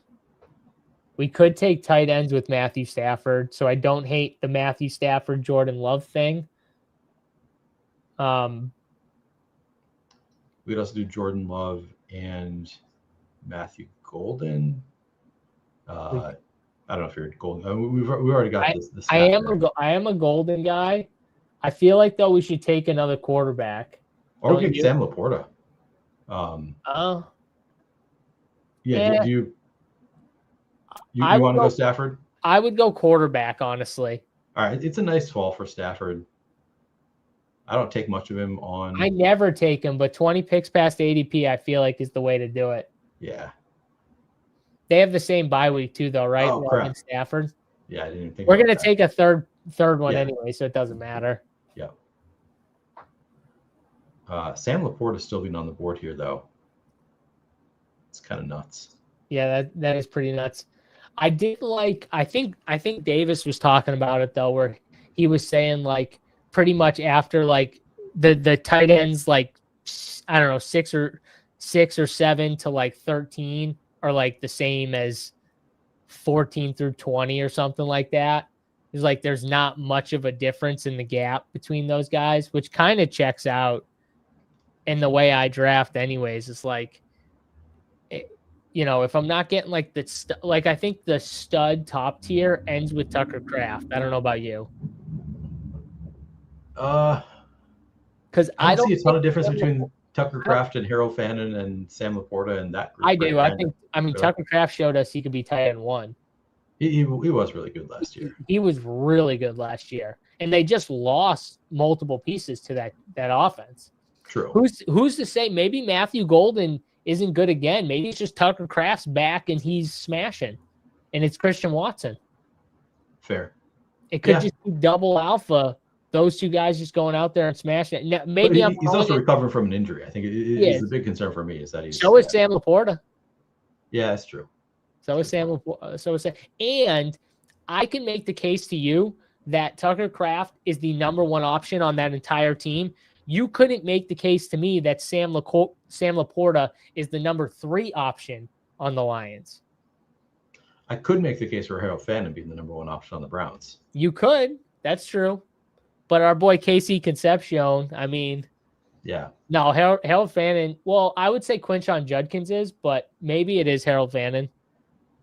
Yeah, it's tough with a running back and like what do you consider number 1 option because he's also not getting targeted. Well, like Jahmyr Gibbs to me is like definitely the number 1 option on the Lions. Yeah, true. You know what I mean? Like, I guess it's a little different with the running back, but even if we just put it to passing options, you can't tell me Laporta is more important than Amon-Ra. No, definitely not. I don't think you can tell me he's more important than J-Mo. It's closer. Okay, that's fair. All right. Goddard's there. Yeah, do you want to do Goddard? So is Andrews too. So we could go Goddard and Andrews and just go double, or we could take like a KC. How's our receivers? I feel like our receivers are pretty damn good. We got 4 receivers: Devonta Smith, Christian Watson, DK Metcalf, and Quentin Johnston. Do you want to start with Goddard or Andrews? Let's do Goddard.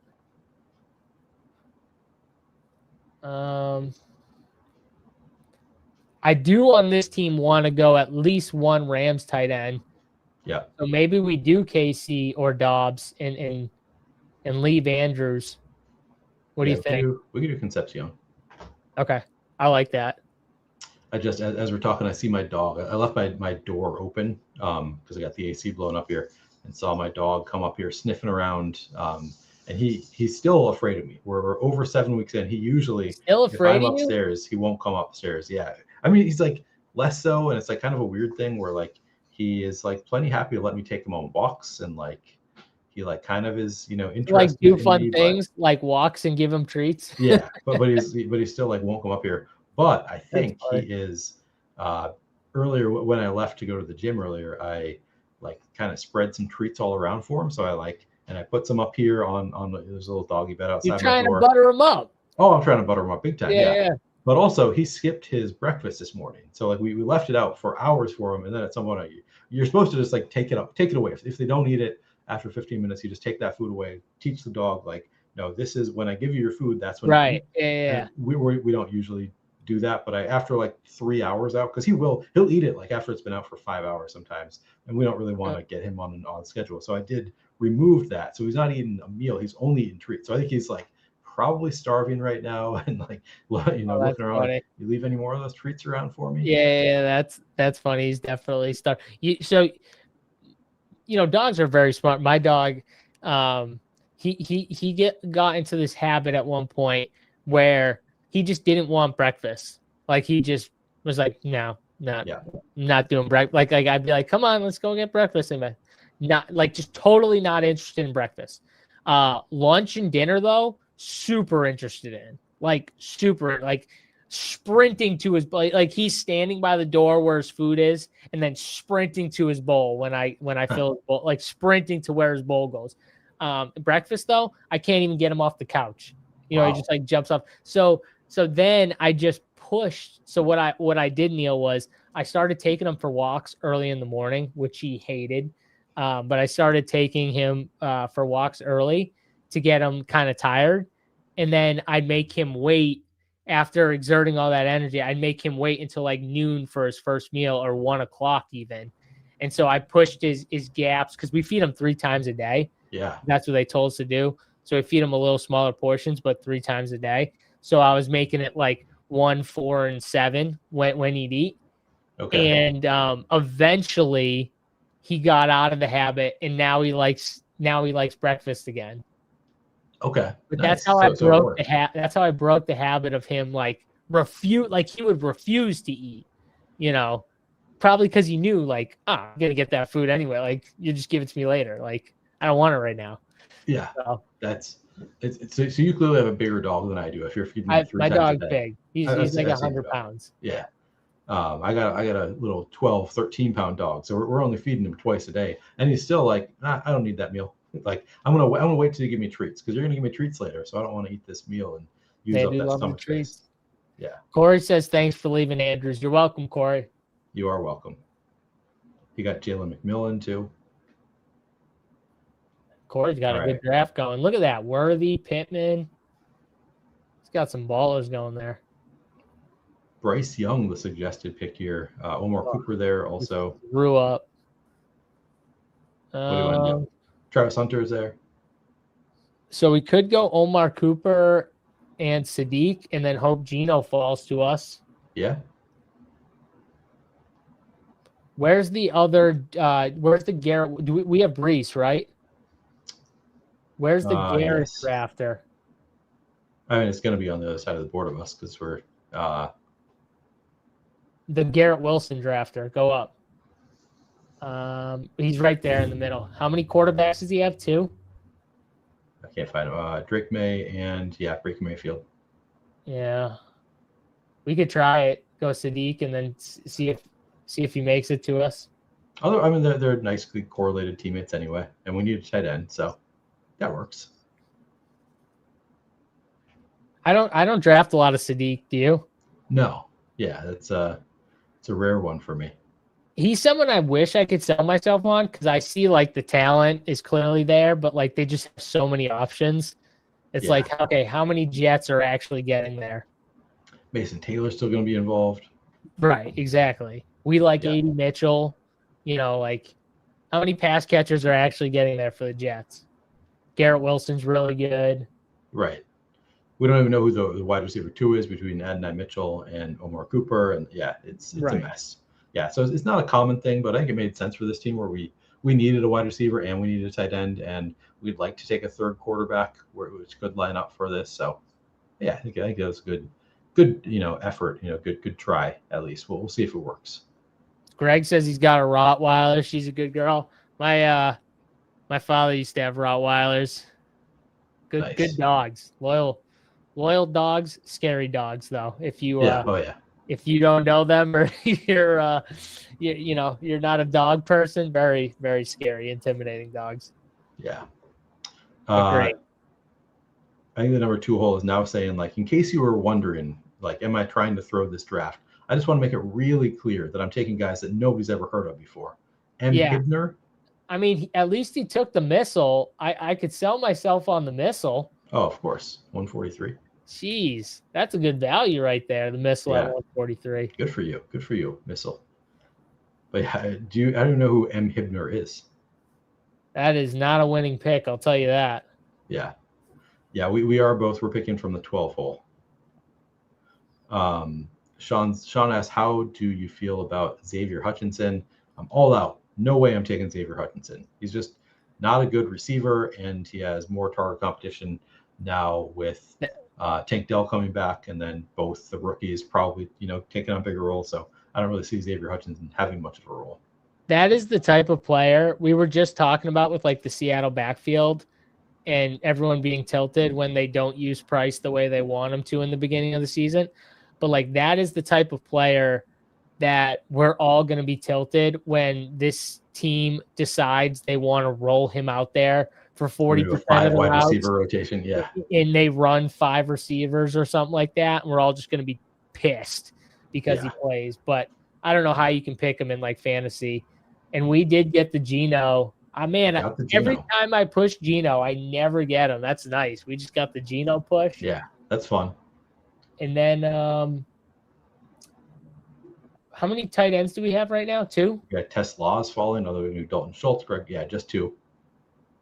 Goddard and Kenyon Sadiq. So should we go Schultz here and then one of T. Ferg or Parkinson, or should we just go double T. Ferg Parkinson and do some? No, let's go Schultz. Yeah, I think Schultz is a good pick. Yeah, Schultz good pick. And then hopefully we can get T. Ferg. Are you a T. Ferg guy? I don't know. Are you a T. I forget to ask. Yeah, I'm not like. I don't take him. I'm probably about 8%, which is I don't think he goes in every draft. Well, he is somebody that I like. I feel like I've started to see him go in every draft, but like that might be I'm sure some drafts prior he wasn't getting picked. I've taken him in the last round though, so I'm sure there's been drafts where he doesn't get selected. There's the hive of the T. Ferg people, and then there's the hive of the T. Ferg haters that are just completely out. Yeah. I feel like most people are in one of 2 camps, and Neil is like, no, I'm in the 3rd camp. Yeah, I'm just like in the middle of you guys. No, if you had to put me in a camp, I would say I'm pro T. Ferg. I think T. Ferg is a strong pick. I've seen the people argue for and against him, and I agree with the people who argue for T. Ferg being a strong pick more so than I've seen people be like, there's no way that this can hold up what he did last year. It's like, but he could just run more routes and be more involved in the offense. So I don't care if the ADOT holds up. I think there's better arguments in favor of T. Ferg than anti-T. Ferg. Exactly. Yeah. Okay. So we're closer to in line with T. Ferg than we are apart. That's for sure. Oh, Sean, look at you. So first of all, Sean pointed out earlier, let me bring this up, that he won over $4,000 on his slot on Chumba in 4 days. I don't know what Chumba is, but he plays a lot of the online casino games. And then he sent me a $20 super chat. Appreciate you, Sean. I will get some good beer on you. I might be going to trivia tonight since I don't have softball. And if I go to trivia, you're a trivia guy? I'm not that good. So my wife loves trivia. Yeah, I like loves it. Yeah, it's one of those things where like I don't have a great memory, and I don't like have a strong like Well, base that's in not like good for history trivia. or geography. I know. Like, I'm so But you should have the sports thing down. I do well in sports. Yeah, I got sports, and like I'm good at like puzzles. So like if they give you like some information where you have to like put things together, I'm good at that kind of stuff where it's like you have to like infer things and like have a little bit of knowledge but like not that much. But I'm not good with the like knowing capitals of I don't know, like what is the number one, this is the number one export in what country, and I have no idea. But I play with really smart people. So I play with my friends from law school who are all like really smart, and my wife is really good, and like it's just like the team is really good. Like we usually place in the top 3 and win some. But I like my joke is that I contribute one answer per time I go that nobody else knows. Is kind of my goal. That's all that matters. You get one. That's all you need is one. All right, who's here? We're back. We probably don't need a running back, honestly. I don't mind Braylon Allen though. A little bit of a fall. I do Ted Hurst, Christian Kirk is fine. Mike Gesicki, I don't mind. Christian Kirk. Oh, T Ferg is here. So let's do that. Do you want to get T Ferg now? Let's go T Ferg. And then Kirk, or do you want to go Braylon Allen and get that running back? Oh, and we have Breece Hall too. We do have Breece Hall, so I don't think Ted Hurst goes with week 17, or I'd go Christian Kirk with week 17. Okay. I'd probably go Kirk, but Kick's saying Hurst, so let's go. If you want to go Kirk, I mean, I guess it's all the same, whatever. Yeah, let's go Kirk. Yeah. So we're at 3, 4, 7, 3. Yeah, 4. 3, 4, 7, 4. 4. Yeah. All right, so I'll read off the team because we only have 2 picks left, one more turn. So far at quarterback, we have Jordan Love, Matthew Stafford, and Geno Smith. At running back, we have Ashton Genty, Saquon Barkley, Breece Hall, Bashal Tutin, and that's it. At wide receiver, we have Devontae Smith, Christian Watson, DK Metcalf, Quentin Johnston, Casey Concepcion, Omar Cooper, and Christian Kirk. And at tight end, we have Dallas Goedert, Kenyon Sadiq, Dalton Schultz, and Terrence Ferguson. I'm digging it. I think that's a good team. I think that the like Geno Smith falling back weirdly like really makes me like the team better. Even as somebody who's not like a big Geno guy, just like because we have the rest of the team, it's fun to get him on there. Yeah, definitely a fun team. Definitely think, the quarterback we could have gotten a little luckier with an extra falling quarterback that wasn't like a Stafford or and paired up better. But all in all, we got the fall on Stafford. We did get T Ferg to pair him up. We got the Jordan Love Watson combo, and we could go Savion with the last pick too if we wanted to add to the Packers. And then our running backs are elite. I think we got 4 really good running backs. I don't think we need a 5th, honestly, on this team. We could take one, but I don't think we need one. And then I like how our tight ends kind of fell, honestly. Like, I know we waited, but Dallas Goedert, Kenyon Sadiq to go with the Jets. Dalton Schultz is like week 17 guy and just a solid, type of player. And then you got T Ferg, who I think has like the upside, you know what I mean? Maybe there's a little more risk, but we got, I think 2 guys with decent floors in Goddard and Schultz. And then we got Sadiq and T Ferg, which are more of the risky tight ends. So I kind of like how our tight ends are balanced. We got 2 guys I think that could have bigger ceilings. Maybe the floor's not as good, but then we got the 2 guys that I think give us decent floors and maybe a little more consistency week in and week out. Yeah. I think it is a nicely balanced team. Happy with how things have gone. I just noticed that Cade Klubnik went. I did say his name at some point in the show. You did, yeah. It's not the first time he's come up. Name. Interesting. I was, and like, do they have any Jets that they were trying to pair him with? We have all the Jets, unless they have Brady Mitchell or Garrett Wilson. That's an interesting one. Yes, somebody earlier had said that the 1 hole is just as bad as the 2 hole, which I disagree with. The 1 hole looks fine. It's impossible to be as bad as the 2 hole. Yeah, the 1 hole might be bad, but it's not as bad as the 2 hole. Yeah, I think it's a fine team. maybe 1 and 2 are both colluding with like somebody else on the board. Maybe. I just don't know why you would collude with someone, but then not use picks 1 or 2. Right. All right, we're back. We're back up. I do like Pat Bryant. He is the top of the sidekick. I don't mind Noel. I kind of like the Savion stuff. We did go Pat Bryant. Mine would be Noel or Savion for one of the receivers. Savion Williams. Because we had the Packers stuff. Interesting. I've not taken any Savion Williams, but we could do that. I think because our team is so good, honestly, he's a guy we can take on this team. Because I feel like our receivers are pretty loaded.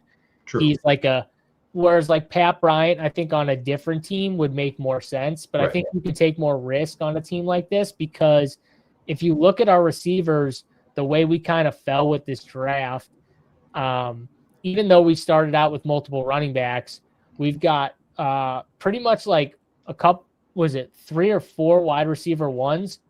So we got Smith, Watson, DK Metcalf, all technically wide receiver ones. Quentin Johnson, wide receiver 2. Casey Concepcion could be the wide receiver 1, could be the wide receiver 2. Whatever way you shake it. Omar Cooper, 2 to 3. Probably going to be more of like a, flourish type guy. I don't think he's got like a massive ceiling in year 1. And then you got like kind of the backups, right? Like Kirk could play himself into a role or could have like just a limited role early, but like probably is going to need an injury to really have some big games, but could give you some big games. You know what I mean? Rick Pearsall, never healthy. And then Jalen Noel, same thing. Like, I think Jalen Noel is really good, and I think he should play more, but does Houston just play more 2 tight end sets? How much 3 wide receivers do they go? They lean more into the run game. I think they will. Do they fully play him over Xavier Hutchinson and, Tank Dell? Those are questions. But, I think on a team like this, you can take those chances with like the Noel and the Savions, and they correlate with our team. So agreed. Yeah. No, it made a lot of sense for our team. Yeah, I was like, man, Savion Williams, not a guy I have a ton of it, but like you're right, he makes sense with the Packers team. Like we're building and again, the Packers outside of their wide receiver 1, so the number 1 guy, they rotate everybody else. Yeah. So you can say what you want about Matthew Golden and Jaden Reed, and you can think what you want, but they rotate everyone that's not number 1. Yeah. So. Sean, I will let you know how the CPAP does. Sean said he tried it, but it was like 20 years ago. I looked it up, Sean, and apparently it is still a thing that you get that bloating, and there are other factors, but you can adjust the amount of force of the air that you'll get less bloated, hopefully. So I'll let you know how that goes. I agree with Greg. It's a pretty good draft. We've had 2 good drafts out of the 12 hole. Yeah, these are we got to mark these drafts, Neil. These could be the winner right here. These could be. Yeah, I will. I'll take some screenshots for us. Yeah, mark them down. 3 million. Then we had Badger in the draft with us, Corey in the draft with us. I think we had others as well. So we can take a quick look at we can take a ranking on those guys if they want. Yeah. So let's see. Corey was in the 6 hole, went McCaffrey. Chase Brown at 19 is pretty nice. Zay Flowers at 30, Evans 43. Lamar Jackson paired up with Flowers. Carnell Tate. Corey's got a good team. Yeah, Brock Purdy with Evans. Jonathan Brooks. I mean, oh man, now you're speaking my language. Michael Pittman at 115, nice fall. Xavier Worthy at 126. Damn. It's that video of him running. It's that video. I didn't see that. Xavier Worthy had a. It's that video of him running on grass. You didn't see that video? Everyone started dropping him in their ranks off that video. Why? What did he do wrong? He didn't look good running. Like for like the 20 seconds he was running out there. I'll have to watch this video because I was not aware of this. You didn't see the video? Yeah, go look it up after. I've just continued drafting him like an idiot. Malik Washington. Oh, dude, you should keep. If he goes at 120 something, you should be drafting. That's an obvious. That's a great pick. Yeah. You got John Surabian, part of his San Francisco stack. Justice Hill with his Lamar Jackson stack. Kamani Vidal, Jordan James, Elijah Surratt on the stack, Jake Tongue. So really stacked up nicely. He's got both teams. He's got running backs with multiple pass catchers also. So it's a 2-6-9-3 with Tucker Kraft, Mark Andrews, Jake Tongus as the tight ends. I think this is a pretty strong team. McCaffrey, Chase Brown. I was going to say the running backs may be thin, but like when you start with McCaffrey, Chase Brown, and Jonathan Brooks, I mean that's a strong top three. What do you think of this team? I really like it. I mean, like you said, maybe a little thin after the first couple running backs, but like you're kind of hoping that Chase Brown and CMC are like top 5 running backs in the league, and if they are, this team is alive. You know what I mean? So, and Chase Brown showed that he has that ability from like a fantasy perspective. I mean, look at what he did in the back half of the year, and he wasn't even getting the full amount of like workload that we're used to seeing him get like the year before that. So maybe if that flips and he starts getting more of the workload from 2 years ago, and he gives you that production from last year in the back half, you're literally looking at an RB 2 or 3, right? In Chase, like that's how good Chase Brown's numbers were if he got, like I said, the workload of 2 years ago. So that's really interesting to me. So yeah, he's going to need that out of those guys, but they can do it. And then I really like how his draft fell. Like Zay Flowers, Mike Evans, Lamar Jackson. It's a fun one. Really good. Carnell Tate you're getting in like the mid-6th round. I think that's good value for him. Tucker Kraft, I like. Brock Purdy to pair with Mike Evans. Yeah, this is a great draft.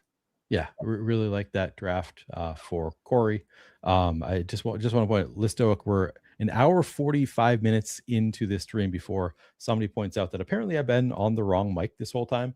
I think what happened, John, is before we started, I checked, made sure I was on the right mic. Yeah, you checked your mic. You were on the mic. But then I touched this cord over here and lost my camera and mic in StreamYard, and then I refreshed StreamYard, and apparently after you refresh, it just was like, nope, you want to be on the other mic apparently. So I have been on the wrong mic the whole time after checking it because I refreshed. So StreamYard is frustrating, very, very frustrating with StreamYard, but I appreciate you pointing that out. No wonder why I like the team so much, Corey. He says it's the JSU rankings. Credit to him. That makes sense to why I like the team so much. That makes so much sense. Yeah. Why no Bears though? Why no Bears? Didn't fall that way. It looks like. Where'd the Bears go? The Bears are tough, man, because they like when they don't fall to you, like it's hard because you like. Yeah. Where did they go? Where did Burden went 41? Loveland went 48. They went kind 57. Of apart. Yeah. Caleb fell to 81 in this one. Dude, I got Caleb at 80 in that 555, the first one I did.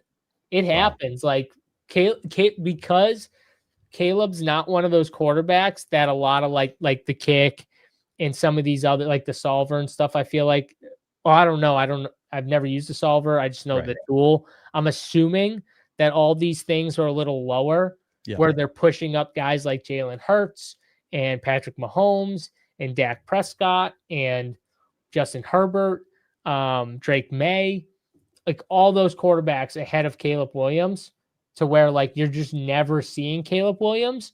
So it helps a guy like Caleb Williams fall. I've talked about this before, but like Caleb's one of the best guys. If you want to test pushing a quarterback, don't push the quarterbacks that draft assists like are pushing to just take naked. The Drake Mays, the Lamars, the Jaden Daniels, the Jalen Hurtses. Those are the worst quarterbacks to push because you'll never get them because these assists, they're just telling you, just take the points.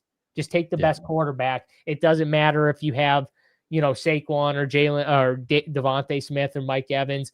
You can get guys later, right, Neil? Too. That's the other thing. You can get guys. So just take that now. The guys you want to push are the guys that they're actually low on. You know what I mean? Those are the guys, the Jackson Darts. Who else there that they're kind of low on? The Jordan Love, Jordan Love, Baker Mayfield, Tyler Shuck. Those are the type of quarterbacks you try and take the chances and push later in the drafts are those guys. The guys you reach on are the guys that I was saying before, the guys that other stuff is just saying just take no matter what. Yeah, exactly. Yeah, you're not pushing some of those. You're not pushing Mahomes. Yeah, exactly. No. James, we are not doing another draft, unfortunately, but we will continue rating some of the teams from this one. Badger fan. So I think we only have 2 more. Badger fan, and then Wookie Pugfrog in the 11-hole wanted us to rate their teams quickly. So Badger fan goes, it's a 3-7-7-3. Starts with Amon-Ra St. Brown, Brock Bowers, Rashid Rice. Oh, you already pointed this one out. Luther Burden, Terry McLaurin, Jaden Daniels gets that stack right away. Ramondre Stevenson, Rico Dowdle, Patrick Mahomes, J.K. Dobbins, Matthew Golden, Chris Rodriguez, Chig Okonkwo, Aaron Rodgers, Brian Robinson Jr., Gio Bernard, Jeremy Bernard, Pat Fryermuth, Braylon Allen, Katron Allen, and Pat Bryant is the final team. So Aaron Rodgers with Jeremy Bernard and Pat Fryermuth. He's got Mahomes. I don't know if Mahomes is with Rashid Rice. McLaurin with Jaden Daniels. Also has Chig Okonkwo on that team. So pretty nice and correlated. Also, are the running backs. How do they look? So went 0 RB.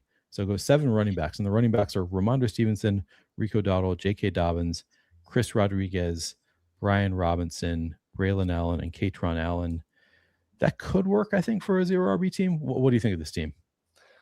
I actually really like it. And I don't really love the 7 RB in general build. You know what I mean? I like sticking to 6 most of the time. But I think for this build, it does work. He gets the stud tight end in Bowers, and he goes 4 wide receivers. And he got 4 really good wide receivers, all with different bye weeks. Amon-Ra, Rice, Luther Burden, Terry McLaurin in the 5th.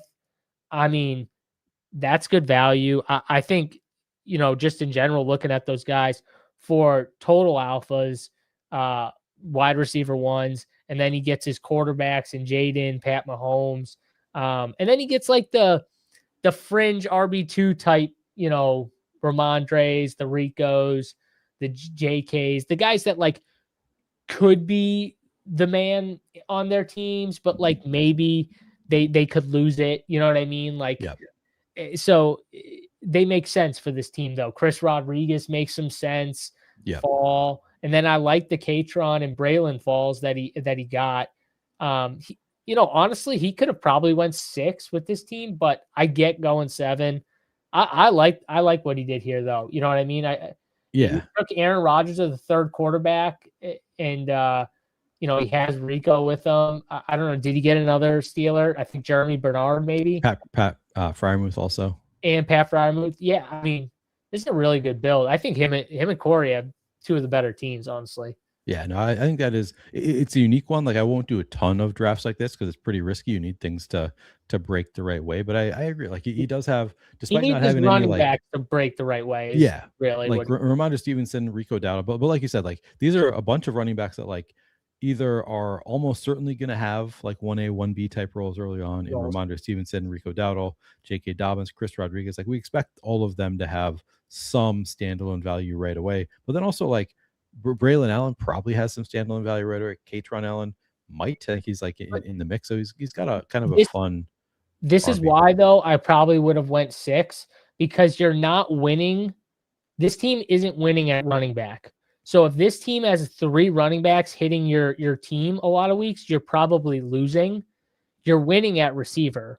You're winning at tight end. So I would have like probably went an 8th receiver at some point instead of a 7th running back, just me personally. Yeah. But I get like, not trusting, a lot of these guys. So you want to have an extra bullet in there, but that's just me. Like you want to be just good enough at running back to let your receivers bring you home, to let your alpha quarterback and your alpha tight end to kind of bring you to the promised land. If you get what I'm saying, you know what I mean?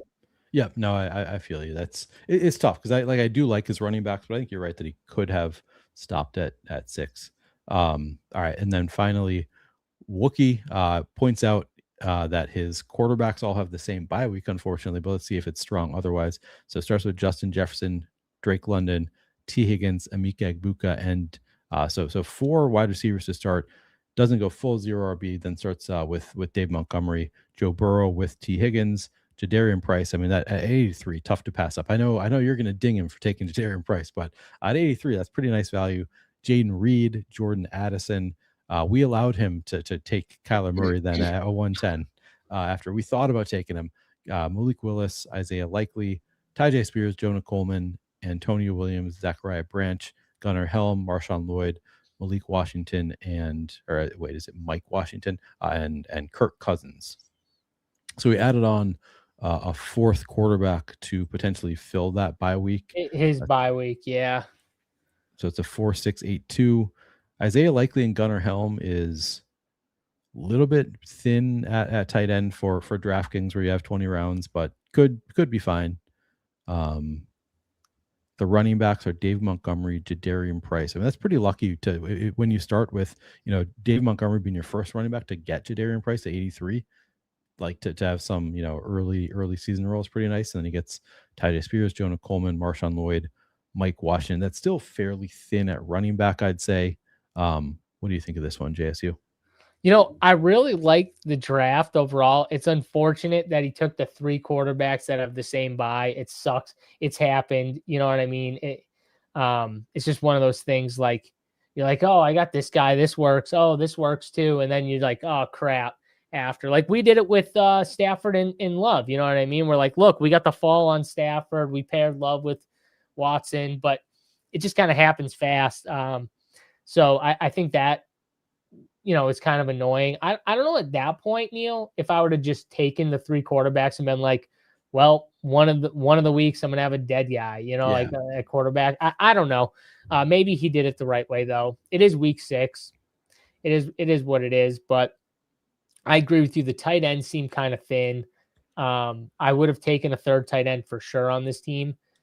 And the running backs, again, another team, Neil, he's not winning at running back. He's winning at receiver. So It's another team where you don't need to be like super loaded at running back, but I probably would have preferred. The only problem is like, I probably would have preferred like this Reed pick because you started out with Abuka.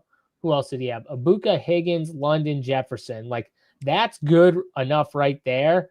That Reed pick, I think, could have been any running back on the board other than him. Like even Kenny Gainwell. Rico Dowdle. I'm a big Corum guy. Obviously, I'm a big Brooks guy. I would have reached on any of these guys. I don't like RJ Harvey, but him, Kyle Monungai, Kenny Gainwell.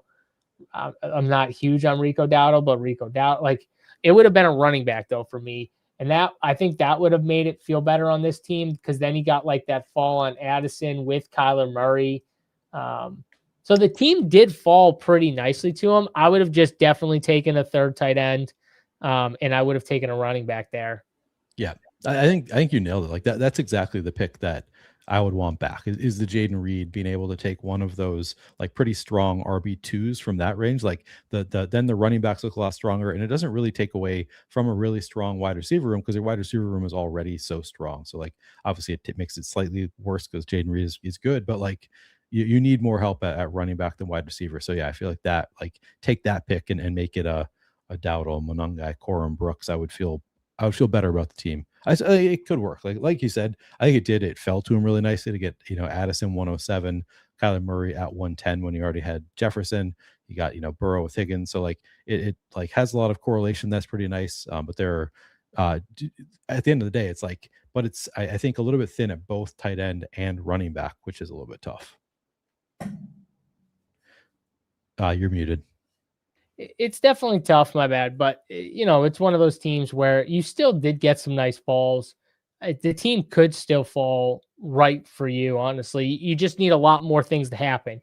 You know what I mean? With the 2 tight ends and being a little thinner at the running back spot. But he still has a really good team. Like his team is still pretty loaded at the other positions. You're going to need alpha seasons out of Likely and Helm.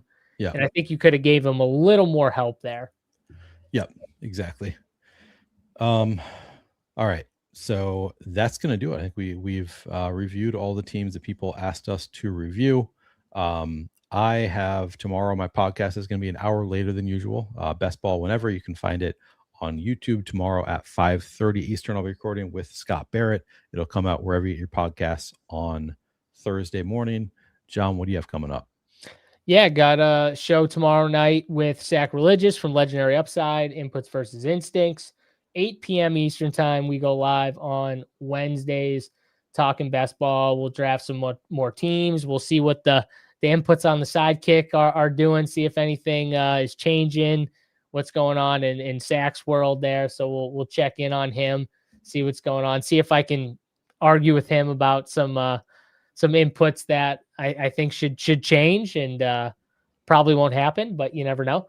And then Thursday I'm on with Felix Castro, former Millie Maker winner on DraftKings. We go live at 8:30 at night.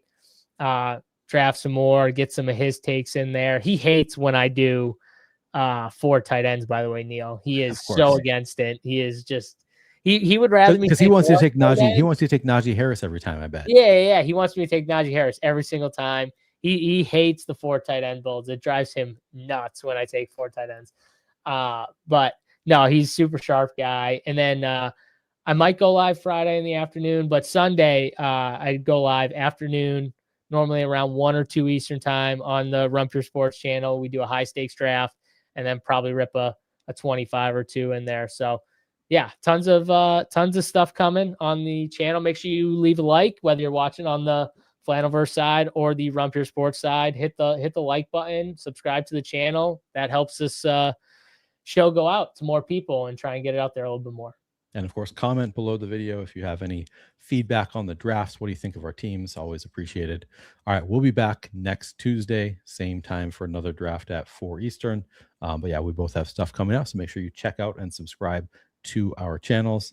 Thanks, everybody. We'll see you next week.